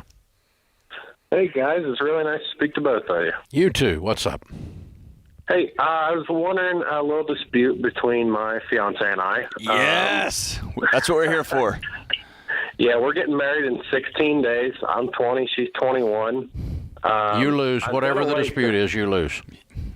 It's not much. Just a very slight disagreement, I guess. Okay. That's how I can tell you're not married. There is no slight disagreement, but go ahead. Well, all right, yeah. I was going to wait till I was in person whenever we come down during our honeymoon, but found a truck sooner than later. We're closing on selling our house. We're going to rent my grandparents' family farm with the plans of buying it in 3 to 5 years. But anyways, we have about $102,000 in equity on our house that we'll be getting a check for tomorrow. And then we're wanting to get a little bit nicer truck than we have now. What do you have now? I have a 2002 Chevy with 170,000 miles. Okay. Pretty rusty. And what do you make a year? Between the two of us, it's going to be around 85 to 90. Okay. And what are you talking about spending on a truck? I found a really nice 2017 F350 for $37,000. So it'd be around $40,000 after tax and title. Nope. She wins. All right. Is that just due to the income? Yeah. You're going to spend half your income on a truck. Okay. You don't want to have more than half your half your income tied up in things that are going down in value. And by the time we buy her a car, you've got more than half your annual income tied up in things going down in value. You do need a better truck, but you went whole hog here. You need to back off a notch or 3. Yeah. Like 10 grand. Okay. 10 grand is 10 times nicer than what you got. 10 grand's 10 times nicer than what you got. Yeah. He doesn't sound enthused. Sorry, man. Listen. Well, that's not really the answer I was hoping for. You called a couple of dudes on a radio show, and you're like, these guys will be, we just ruined. I'm sorry. Yeah. Hey, you got a lot going on. You sold a house, you're getting married, and you're moving, all in less than a month. Yeah. It's okay if you wait to buy a truck a little bit. Yeah. Okay? And I you know, you have too many things, too many balls in the air. You're getting ready to drop one, and that was one you were getting ready to drop. I wouldn't do it. I wouldn't do it. I mean, you asked us, and because I want you to I want you to be able to pay cash for this farm more than I want you to have that truck. Yeah, I'd love to be able to put at least 30 or 40% down on the farm. Yeah, and the cheaper truck you buy, the more likely that is. And the funnest part about having a farm is all the gear, right? Like, I can't just have an F-150 or an F-250. I have to have an F3, right? It just you can gear yourself out of a lot of money, man. No, stop it, John. I know, I like the toys, man, but... No, it's... Here's the thing. Things that have motors and have wheels, whatever they are, they go down in value. Like 99% of them do. And if you're going to build wealth, you minimize the things that you buy that go down in value. You maximize the things that you buy that go up in value. Fairly simple equation. But if here's another one, Tom, and John will relate to this. I was driving the other day. I cut through a back way, and I got over into this new little neighborhood. And it was it was nice homes, but they were starter home, maybe a 1/2 notch above a starter home. Okay, kind of slammed all together, and the little driveways are coming down the front. And they're all kind of looks like a Truman Show or something, right? They ran through and just buzzed the trees down and just threw them up. Yeah, it's a subdivision, kind of classic, right? But nice. They were nice. They weren't trashy, but they weren't mansions. They weren't even McMansions. Okay, but what struck me was, as I drove along there, that most of the cars were not in the garages. Mm-hmm. They were in the driveways in front of the garage or in the street in front of the house because they wouldn't even fit in there. And as I'm driving along there, I can look and I'm adding up the price of the 2 cars sitting in front of that house. And I go, dude, if you weren't driving those 2, you wouldn't be in that house. Yep. Dude, if you weren't driving those 2, you wouldn't be in that house. And so you can tell these people have got their thing backwards. That's right. That's right. And they've got all their money in wheels rather than in real estate. Or they've got their money in image, right? Yeah, well, yeah. I mean, because the people at the stoplight need to be impressed. Exactly. You will never meet them, but they need to be impressed. Or the people that walk by the parking lot where your car's parked for 8 hours of its day, and they're really going to be moved by that car you've got. Yeah. I mean, the first time I heard this really pissed me off. I was making good money. I was in the real estate business before I went broke, and I bought a Jaguar. And I thought, man, I'm so bad. I got a Jaguar. I'm the coolest dude on the planet. And my grandpa, who worked 38 years as a cost accountant at Alcoa, I went down to see him. Now, he had a 68. Oh, I wish I had this truck. A 68 short bed Chevy lime green, 3 on the tree. Yeah. Oh, and it was perfect. And I come wheeling up, and he had about probably $1.2 million in money markets, cash. Never invested a thing because he's a child of the Depression. Right. Just stacked cash is all he did. And I knew he had money, but I didn't know how much till he died. But I roll up in that thing with my cool suit with the little pocket thing in it, look like Ken Coleman, right? Yep. And man, I come rolling out of that Jaguar, and he comes out and he looks, he goes, "What is that?" I said, "Well, it's a Jaguar." And he goes, "What in the world?" I said, "Well, it's a European vehicle, Grandpa. It's kind of fancy." And he goes, "Oh, it looks like it." He goes, "What that thing cost?" And I told him. He whistled. He said, "That's dumber than a rock." And I said, "Well, what do you mean?" He insulted me. I thought I was cool. I was there for my grandpa to brag on me. And "That's dumber than a rock." And I said, "What do you mean?" He goes, "Well, you take that amount of money and you put it in a savings account, you know how much will be in there in 10 years? And I said, "How much?" He told me. Just ran that calculator, right? And I said, he said, "You know what that car's going to be worth in 10 years? I said, "Well, it holds its value." He said, "No, it doesn't." That's a lie people tell themselves to buy crap like this. I was so mad. I was mad for 6 weeks. Yeah. I mean, I wasn't just mad for 6 minutes. I just left. I mean, I wasn't mad at him. I was just mad because he was right. He's right. That's right. It didn't, it just had boiled me because I was there. I had a whole different image, a whole different thing set up. And of course I had borrowed every dime. I was 100% financed. Yeah. And, man, that's one of those lessons you don't get to, quote, drive away from. Smart people put the money in things that go up in value. Dumb people put money in things that go down in value. And you need to buy some things that are nice, that have wheels. I've got nice cars, sure. but they're a small percentage of my net worth and of my income. I identify with this young man because it's a truck. We're a couple of months out from me finally replacing my old truck. When you needed to. Your old truck was a piece of crap. It's not great. Embarrassing. I still got it. I got a couple more months. I'm not there yet. Look at you kicking me while I'm down. Yeah. But I also... the covered wagon joke's going to come back to haunt you. I'm just saying. But, hey, I understand. I'm a couple months out, and I understand, I'll just pull up. I was just looking on websites before the show started and thought, I bet I could pull the trigger on the... Nope, just follow the plan, man. Just follow the plan. Follow the plan. Take a breath. Calm down. You're 20. Wait 3 more months. It's time. 20. You're going to be married in 16 days. Good idea to start marriage with her being right. Yes. Yes. Because it will end with her being right. Good idea. You might as well start that way because that's where it's going to end. That's right. I mean, I get it, man. You want a new truck. You need a new truck. It's all good. Joking about wives and stuff aside, but here's the thing. Who can find a virtuous wife, the proverb says? For her worth is far above rubies. The heart of her husband safely trusts her, and he will have no lack of gain. Now, his wife is not a nag. She's not a jerk. His wife-to-be, she just has wisdom. She's wise, yeah. And she just said this isn't smart. Yep. And he's like me. He's that little boy on the cereal aisle. But I want one! I want one!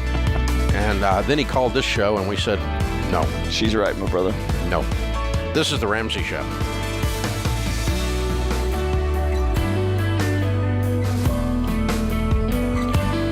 Dave here. You can find all of our shows with the Ramsey Network app on your smartphone. It's the only place to listen to the entire back catalog of episodes. Download the Ramsey Network app in your favorite app store today.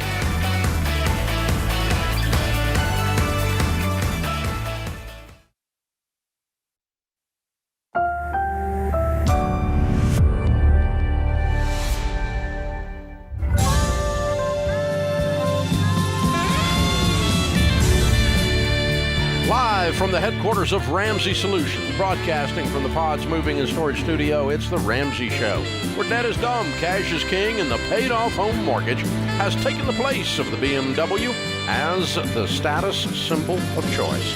I'm Dave Ramsey, your host. Thank you for joining us, America. Open phones at 888-825-5225. We help people build wealth, do work they love, and create actual amazing relationships. Dr. John Deloney, Ramsey personality, #1 best-selling author, is my co-host today. Thanks for joining us, America. So Jerome Powell of the Fed is ready to bring some pain to households and businesses, quote unquote. These are the unfortunate costs of reducing inflation. Powell said that the market will have to weaken before inflation can be considered under control, and these are the unfortunate costs of reducing inflation. A failure to restore price stability would mean far greater pain. But let's roll this up, though. He's talking about what the sentence before where he says the U.S. labor market. Why does the labor market have to go south for the economy to recover? While higher interest rates, slower growth, and softer labor market conditions will bring down inflation, they will also bring some pain to households and businesses. Brought to you by your government. Okay, now, here's what's interesting. God, this is so infuriating. The problem is he's wrong. That's the other problem. Not only is this just so much an aristocracy that talks down their nose to regular people, and I'm going to throw the switch over here, and you poor people are going to have some pain in your households and businesses. But you're going to like it. But you're going to like me for it. Yeah. Because it gets rid of inflation. You arrogant. Yeah. Yeah. And he's wrong. It's, okay, so where did this inflation come from? Inflation, increase in prices. Okay, we've talked about this on the show before, but let's talk about it again. Inflation in this case did not come from a white-hot economy, that the economy just grew and was too much prosperity, God help us, to the point that prices started shooting up because there was just too much good things going on, so prices just go up. Now, that actually happened in the 70s. Okay, that was real inflation in that sense. The inflation that we had was what we're calling inflation, and it is inflation. It's an increase in prices, was primarily caused by a couple of things. When you don't produce goods and services for a half a year or a year, you create a shortage of those goods and services. You create a shortage of lumber, you create a shortage of automobiles, you create a shortage of almost everything. And when you create a shortage of something, 100% of the time the prices go up. Did you notice toilet paper? You know, you create a shortage of it, you create this ridiculous urgency to buy. People came out of their houses after COVID, and they've been sitting around looking at their own grimy house, and they said, I don't want to live in a grimy house anymore, I'm going to buy another house. And they rushed out of their homes like coming out of the caves like a Baptist after a casserole and went crazy buying houses and drove house prices up. Demand was ridiculous, and we saw one of the highest increases in house prices in a single year almost ever in 2020. And it was 20%, 29% it went up. Wow. House price went up. Shortage. More buyers than sellers. Scarcity. It's a supply-demand curve. They used to teach it in the 7th grade. I don't think they teach it anymore. Apparently they didn't teach it to Jerome. So, but that's what, drove prices up. It was not a white-hot economy. It was a shortage created by a Fauci-induced quarantine where we shut everything down. You remember when we had to flatten the curve or we were all going to die? It just for 2 weeks. Did anybody ever come back and go, that was a bunch of bullcrap? Just for 2 weeks. Did anybody ever come back and call BS on that? But they never did. But let's just go ahead and remember, we had to flatten the curve or we were all going to die. Right. And so they shut the factories down. And you remember then when you had to be 6 feet apart, but then you didn't? Mm-hmm. And you remember then when you had to buy a mask, but you didn't? You remember then when if you got vaccine, you wouldn't get COVID, but then you got COVID anyway? You remember all that stuff? This all affected the economy because people weren't working and producing goods and services, creating a shortage, and that shortage drove prices up. It's pent-up demand, right? Exactly. Yeah. Exactly. And so lumber went 3x. Yeah. And on top of that, then you reach over here to the Biden administration and they say, well, everybody needs to be driving electric cars because that's good for the air quality, even though we know that fossil fuels actually create the electricity that goes into the car. So it's kind of a problem there. But anyway, we're still going to cut off the fuel spigot and create a shortage on gas. So now we got $5 gas at the pump. Brought to you by a green policy in the White House. Okay, so inflation at the pump, inflation in housing, inflation in supply chain disruptions, creating shortages. Chips and all that stuff, yeah. So interest rates being low did not cause this inflation. Shortages caused it. We just established that. So interest rates being high does not fix this inflation. It seems to exacerbate pain it. And suffering to you little people because that's what you deserve because you're inflationary people. Thank you, Jerome. You arrogant, no good bureaucrat.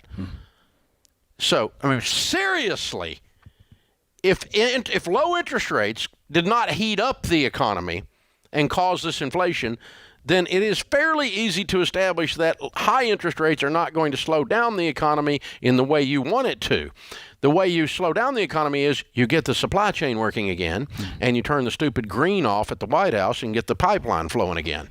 And if they flooded then prices would go down because there'd be a surplus of lumber and a surplus of gasoline, bricks, and worker. You know why gas was $2 under Trump? It's not because Trump's a magician. Because all he did was say, drill, baby, drill. Yeah. That's all he said. It's the exact opposite. And there's a glut, an oversupply of gasoline. Well, I remember that day. There was one day that prices went negative, under right? $2. It went under $2. And oil went negative. Oil went negative. I remember Oil that. went negative, but gas at the pump was under $2. Yeah. Does anybody? That was 20 minutes ago, y'all. Do y'all not remember this? And no, Trump can't. He'll strut around and take credit for it, but he didn't do it. Right. It was just he let Chevron do their job, let Exxon do their job. Their job is not woke virtue signaling. Their job is drill for oil. Right. That's their job. And they're good at their job, by the way. They can produce the crap out of it if you leave them alone.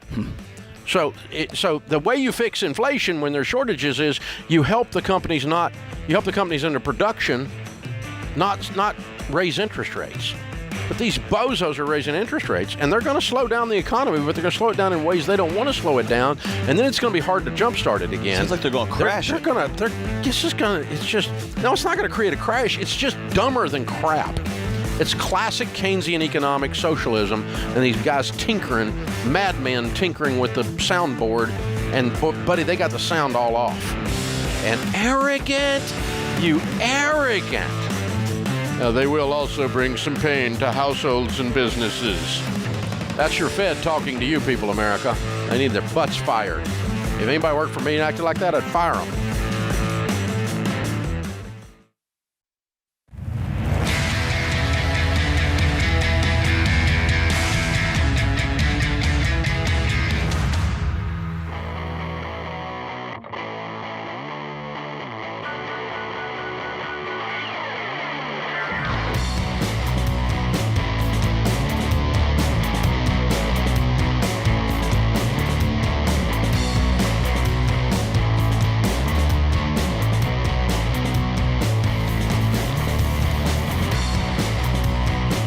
Dr. John Deloney, Ramsey Personality, is my co-host. In case you hadn't heard the news, we're in a recession. The stock market's falling. Inflation's out of control. We're all going to die. Okay, calm down. If you're investing, this is not time to panic. Fear is not your friend. Calm down. Breathe. Facts are your friends. Dr. John Deloney says it all the time. You got to stay level-headed. The only person gets hurt on a roller coaster if you're investing are those that jump off in the middle of the ride. Ride. Don't jump off in the doom and the gloom. Turn off your television. History shows us that the economy recovers time and time again. It's happened every time there's been a dip. It always comes up. And you may miss the coming up if you jump out at the dip. That's how this works. So if you need help in finding an investing pro, someone who can guide you through all of this, someone can talk you out of your tree, and we all need those, Check out our SmartVestor program. It's an easy way to find pros who truly serve with excellence. They'll be there to help you figure out what's best for you, stay focused on your long-term goals, and to get connected with up to 5 SmartVestor pros in your area. Go to RamseySolutions.com/SmartVestor. You can talk with the pros, pick the one you want to work with, and make an investing plan you feel confident with. That's RamseySolutions.com. So we'll just throw in with that particular mention about SmartVestor, John, that lots of research tracking the actual statistics of the stock market. The people who try to time the market 100% of the time do not get the performance of the people who just get in the market and stay. Yeah. And so what we then find is that people who buy mutual funds on their own, for instance, I buy some no-load, no-commission mutual funds. And I buy some mutual funds through my SmartVestor Pro. But if you do not have an advisor, if you only buy no-loads, and you are there subject to your own self, as your own self telling your own self what to do all the time, you will have more of a tendency to jump in and jump out and attempt to time the market, usually in fear rather than greed, but sometimes in greed rather than fear. And in neither one of those cases do you end up outperforming the market. So what we also find in the research is the people that have a good investment professional who's got a steady hand at the wheel, not some slime ball, but somebody's got a steady hand at the wheel, that talks you off the ledge and talks you out of being greedy, talks you out of being afraid, and stick with it. Be boring, be the tortoise, don't be the hare. Be boring, be the tortoise, don't be the hare. And they say that to you 1,000 times over 20 years, and you never jump in and you never jump out. Because of that investment professional, you make more money. That's right. Not even because of they advised you on some trick stock scheme. They just walked with you. They just made you stay in. Yeah. They just talked you into staying in. Yeah. And that's all they did. And if that's all they do, they're worth their money. Yep. Because people that don't have one have a higher tendency to jump out. And it's pretty simple. People that you stay invested. The number of times I have sold out of the market because of economic situation is precisely zero. Never. And I've been investing for 40 years. Yeah. But once I got that dialed in my head, I have not broken that. And I've not thrown money into the market when it was down out of greed trying to time it. I almost did once. Yeah. In 2008, and I would have been, or 2009, I would have been so right. I would have caught it right at the bottom, but I didn't. I just said, that's not my policy. It's not my principle. Is just steady. Principles not try to figure it out, catch it at the bottom, catch it at the top. Principles just keep going, and that works every time. Jeremy's in Jackson, Tennessee. Jeremy, how are you? Doing well. How are you, Mr. Dave? Better than we deserve, sir. How can we help? So I am trying to get rid of a massive amount of debt on a vehicle. It's approximately $75,000. That's massive. And I am $22,000 under trade-in value. What kind of car is how much I would. It is a truck. It is a 2021 Dodge Ram, and it was a false need that my wife and I felt we needed whenever we were getting ready to move. We thought we needed a truck in order to save money on a U-Haul and moving companies. So now that's incredible. That we're trying. Yeah, now that we're trying to do the baby steps and get a hold of our debt, I understand that this truck needs to be gone. What do you guys make a year? Our net take home is approximately $105,000. Holy gramoly! You owe $75,000 on a Dodge pickup. Yes. Okay, and you looked up the trade-in value on Kelley Blue Book. Yes. And you got $50,000. Yes. Did you talk to a dealer? Not yet. No. That's my next step, is to go in and talk to a dealer. Did you trade a negative equity into this thing? Yes. Oh, okay. All right. Yes, it was I very. didn't think it was 2021. It wouldn't have gone down 25,000 yet. No, you'd probably make money off of it. It was a very poor decision. Yeah, and that's an understatement. One that obviously should have never happened. That's an understatement. Yeah, and Yeah, when you trade a $75,000 vehicle for a U-Haul rental, you really screwed. You really struggled. You're really struggling with math on that one. Yeah. Yeah. So okay, wow. Oh man, I'm so sorry. How old are you? I am 26, as is my wife. Okay. You have any money? No, I guess not. No money? No, sir. No, sir. Okay. Like none saved yet.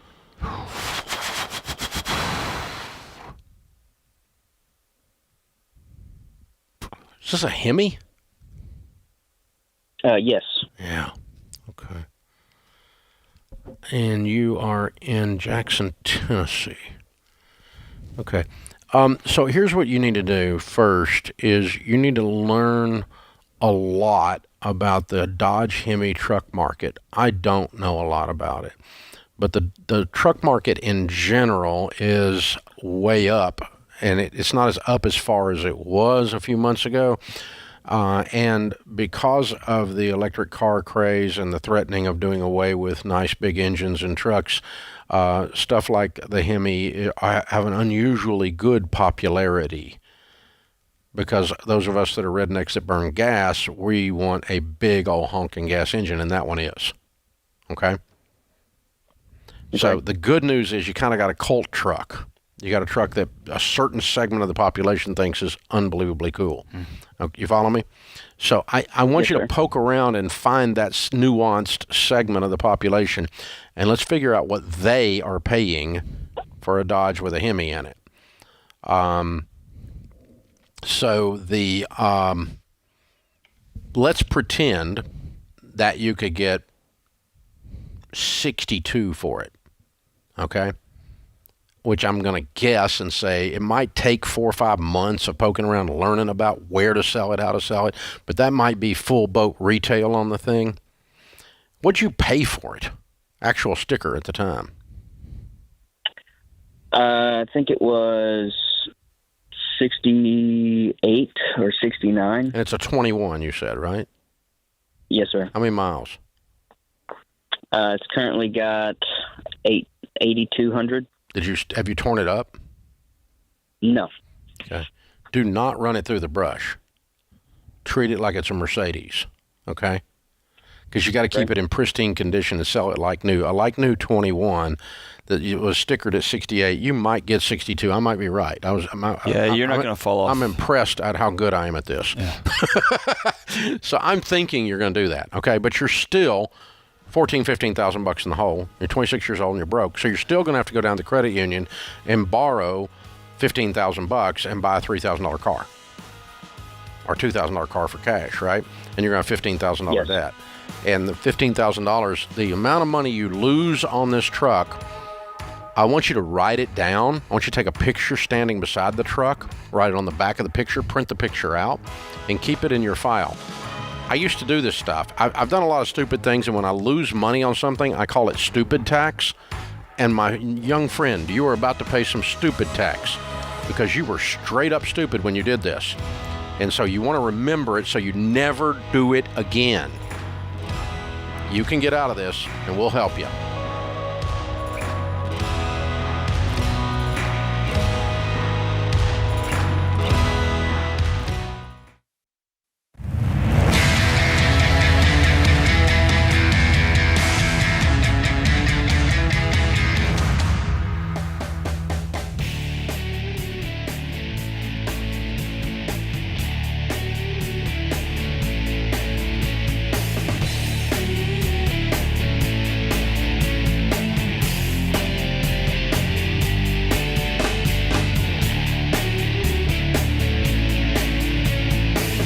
Dr. John Deloney, Ramsey Personality, is my co-host today in the lobby of Ramsey Solutions on the debt-free stage. Cameron and Maddie are with us. Hey, guys, how are you? Hey. We're good. How are you, Dave? Welcome, welcome. Where do y'all live? Cincinnati, Ohio. Cool. Welcome to Nashville. How much debt have you paid off? So we paid off $227,300 in roughly 30 months. Good. A lot. Well, that's amazing. It's a lot of money. Well done. How long? And what was your range of income during that 2.5 years? So when we started out, it was around $80,000, and wrapping up, it was $220,000. Nice jump. Ooh. What do y'all do for a living? We're nurses. Yes, both of us we're are both nurses. Yeah. So how do you go from 80 to 220 as nurses? Good question. So we're both nurses by trade, but I transitioned actually into the medical device industry shortly after my nursing career. Yeah. Okay. And doing very well at that, apparently. It's going well. Yeah. We did in the middle there, we did a travel assignment together. So that really took care of the grand majority of that debt. But yeah, we worked our butts off. Right. Very cool. Very cool. Good for you. What kind of debt was the 227? So boatload of student loans. Nursing school. Yes, 4 degrees worth of student loans, actually. And then 2 cars. 2 cars are paid off. All right. How long you been married? Almost 4 years now? 4 years. 4 years. Okay. We celebrated 4 years. Year and a half into marriage, we kind of say, okay, wait a minute. Now we got to do like the adult part of this. What happened? What was the wake-up call?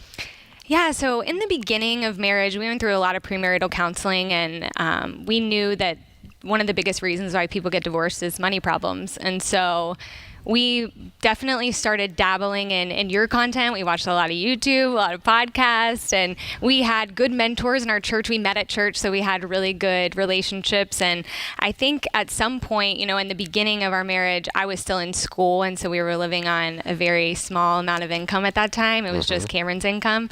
And so we kind of dabbled in paying off our debt, but we didn't get really serious until about, 8-9 months in. And then, once we got into it, it was so overwhelming for us because we had such a big number, and I don't even really think we factored our cars in at that point. We were just looking at the student loans like, how did we rack up what did we do? almost $200,000 in student loan debt? And looking at the interest, we were like, if we don't pay this off now, we're going to pay double what it is. Yeah. And it really was my husband that led the charge on it. I'm the spender, he's the saver, but I'm also the risk taker. So I think we make a good pair. Yeah. So what caused you to be able to kind of double down and say, all right, this Ramsey process, we're going to use it? When did that really kick into gear? Yeah, I would say when we first got married, I always had that uneasy feeling of, I just felt like when I was going to work, I just felt like we were paying everything we were receiving. We're like, it's not ours, so I kept reminding us, we're in all this debt. Let's just keep thinking of let's keep the why in mind and keep that the main thing. And that feeling of, hey, when we're out of this debt, all the money we're making is ours. We don't have to give it to our lender. We aren't slave to our lender. So I think we just kept the why the main thing. And I think once I started working and we had dual income, we were like, okay, now we can really make this happen and accelerate our debt-free journey. And I think once we got to a point where we were under 100,000, we just went crazy. Right. People thought we were insane. We were making massive payments every month and saying no to everything. Yeah, it was baby step sprint. Yes. Just use the momentum. Yeah.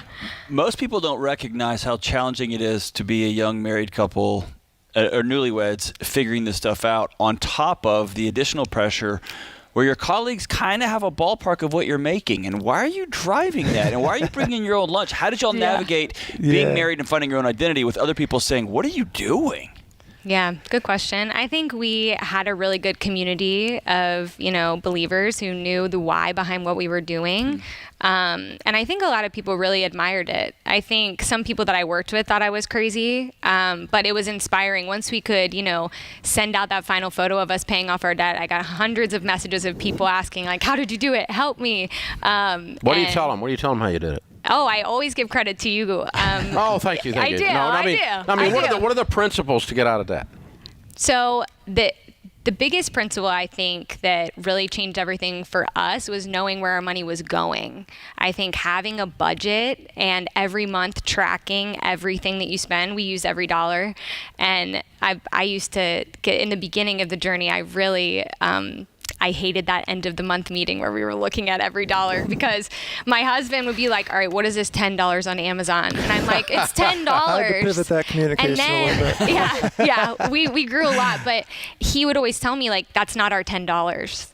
It's not ours. Man. So I think budgeting was massive for us. And then realizing that, and we watched a lot of your videos and talking to people, we had to have the realization we're broke. Like, we make a decent income, but really we're broke. We have a negative net worth.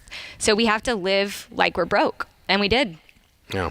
Yeah. That is kind of a switch that flips. That's an incredible amount of wisdom for somebody to get there, right? And as nurses, you both have those hard conversations, or you're in the room when those hard conversations.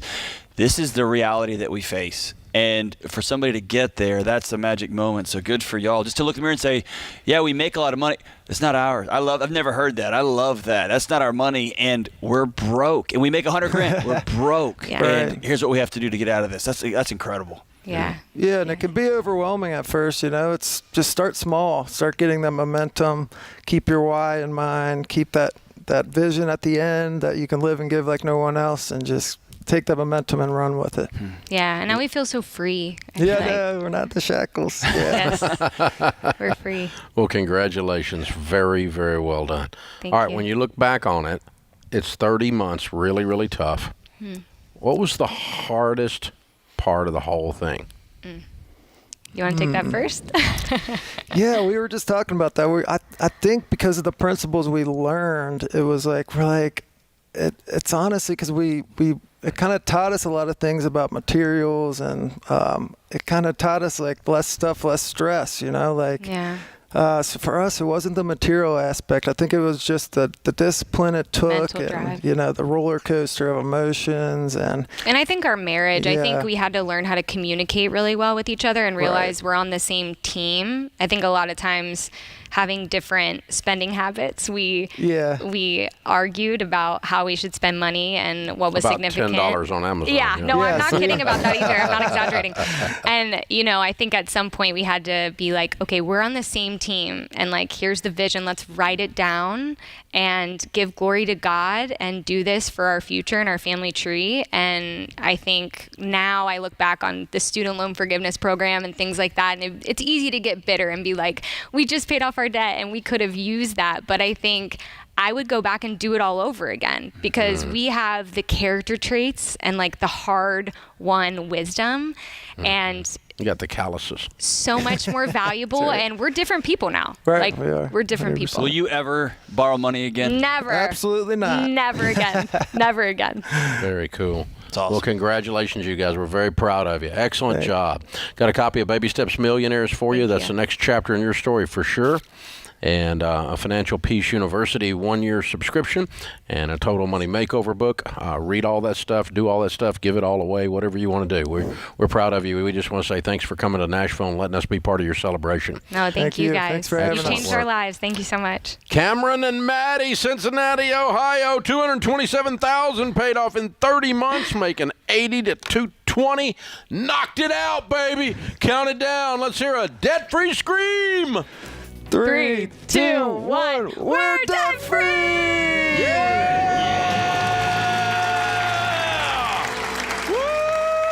Woo-hoo! That's how it's done. This is The Ramsey Show.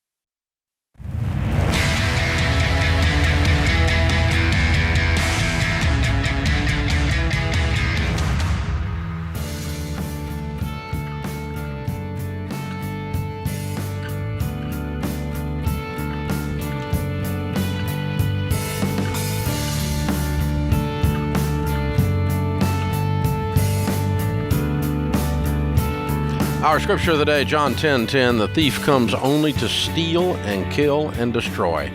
I have come that they may have life and have it to the full.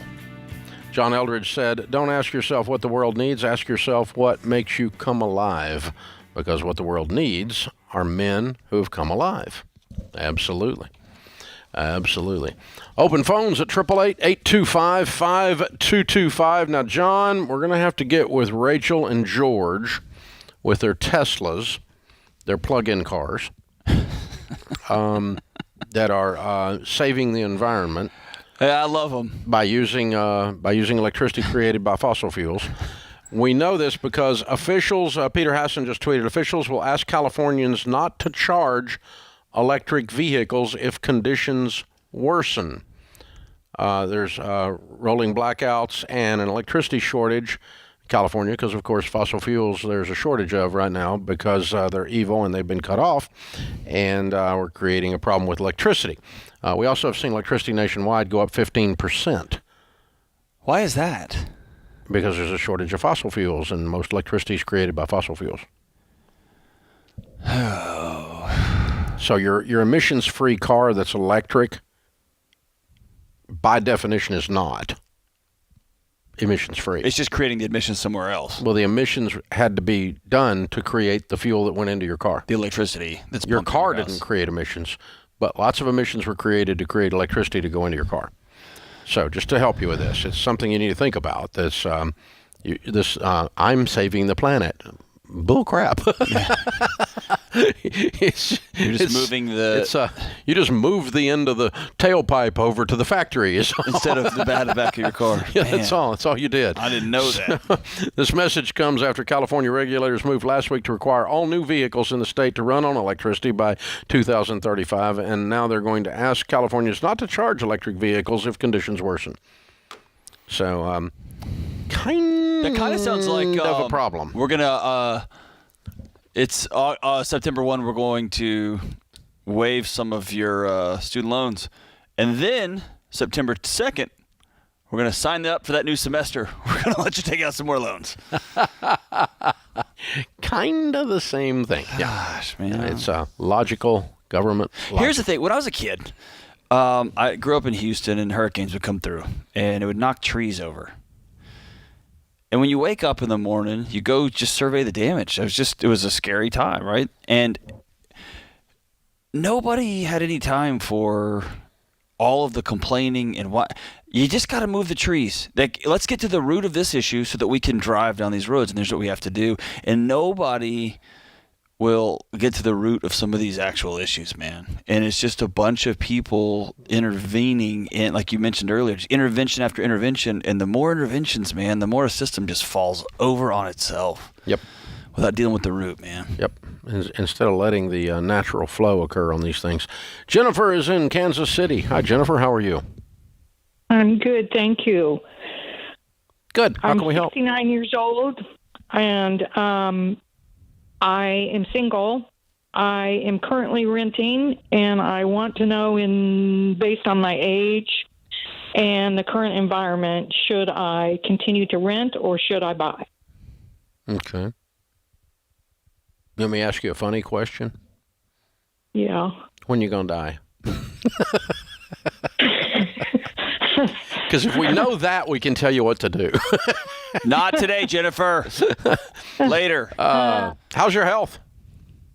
Decent, yes. Yeah. I'm okay. You said you're 68 or 69, right? I'm getting ready to turn 69. Yeah. And so how long did your parents live? My dad, 73, and my mom, 92. Okay. You think you're on your mom's track? I would no. Well, it's hard to tell. How's your health? Hard to tell. Your health is good, you said, right? Right now, my health is good. Yes. Okay. You don't have any reason not to believe that. There's no indicators that you're not going to live 10 years today. Oh, no. No. That'd be 89. No, that'd be 79. Yeah. Okay. Yeah. But either way. So here's the thing. If you're going to live 5 years or more, you're going to be better off to own. Okay. And I think you are. We don't know, obviously. Can we just speak that into We're joking. Jennifer, I'm 62, so I'm just a little bit younger than you. But I mean, we're joking around about that, you know? Right. But mathematically, the house will go up in value. You're going to stabilize the largest expense in your budget, which is housing. Because guess what rent does every year? No matter what, it goes up. Yeah. Yeah, and for 10 years more, it's going to go up every year. It's going to go up 10 times. You buy a house now, your house payments are not ever going to go up. How do you approach the amount that you leave in your investments versus the amount that you put down on a home? How much do you have in investments? I have $575 is my net worth. Good for you. And No debt. What do you pay in rent today? What do you live in today? 1 bedroom, I pay $1,250. Okay. What could you buy something like that for? Like a 1-bedroom condo or a small 2-bedroom condo, right? Yeah, I can find a small, like, 2-bedroom house or a 2-bedroom condo for that. Yes. For how much a month? I mean, how much total price? Well, it depends on if there's a homeowner association fee or not. No, I'm just saying the price. What would the sales price be? The purchase price be? $250. Sounds high. Okay. Okay. If I could get you into something for $150, $175, I'm probably doing it in cash. Write a check in cash and be done with it. If I can get you in there for $200, maybe even $250, that's starting to be half of your nest egg. I'm starting to get a little scared then. Okay, gotcha. You see how I'm doing that? Yeah. But I want you to pay cash for it. I don't want any payments. Oh, okay. So let's pretend. Okay, let's walk this through. Let's say you bought a property for $200,000. You said you had $575. That'd leave $375. Correct? Correct. All right. And if it's invested in good growth stock mutual funds, and if it averages 10%, it'll double every 7 years. So you're 68 at 75. The 375 will be 750, be 800 almost, right? Be just under 800, $800,000, or about $750,000, whatever. And so if it's let's call it $700,000. So just call it conservative. 7 more years at 82, you'd have $1.4 million.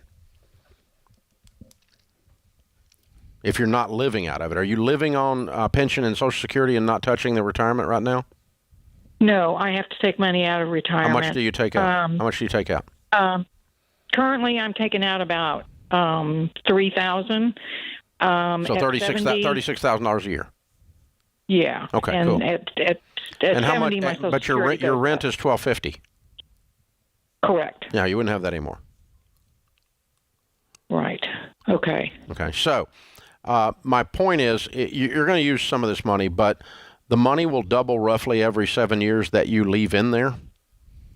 Okay. And so if we do this and we just said, you're going to have $700,000 cash, a $200,000 house that's gone up a bunch in 7 years, and you have no payments all in the meantime, we've stabilized your most expensive part of your life, which is housing. We got rid of the cost, and we stabilized it. Now, your insurance and taxes and HOA fees will probably change, but they're minor compared to rent or payments. So I would have a budget around $200, and I'd start looking. There's no rush. Nothing's on fire. Take your time. Go get a bargain on something. Do a little work to it if you want to, or something like that. But find you a deal at $200 that's a nice condo or a small home, and that's what I would do. I'd pay cash for it. And you've done a really good job, by the way. Yeah, congratulations. Yeah, by the time you're 75, you're going to be a millionaire. That's pretty interesting to think about. Good work. Good work, John. Thanks for hanging out with me today. You bet. Thank you. That puts this hour of the Ramsey Show in the books. We'll be back with you before you know it. In the meantime, remember, there's ultimately only one way to financial peace, and that's to walk daily with the Prince of Peace, Christ Jesus.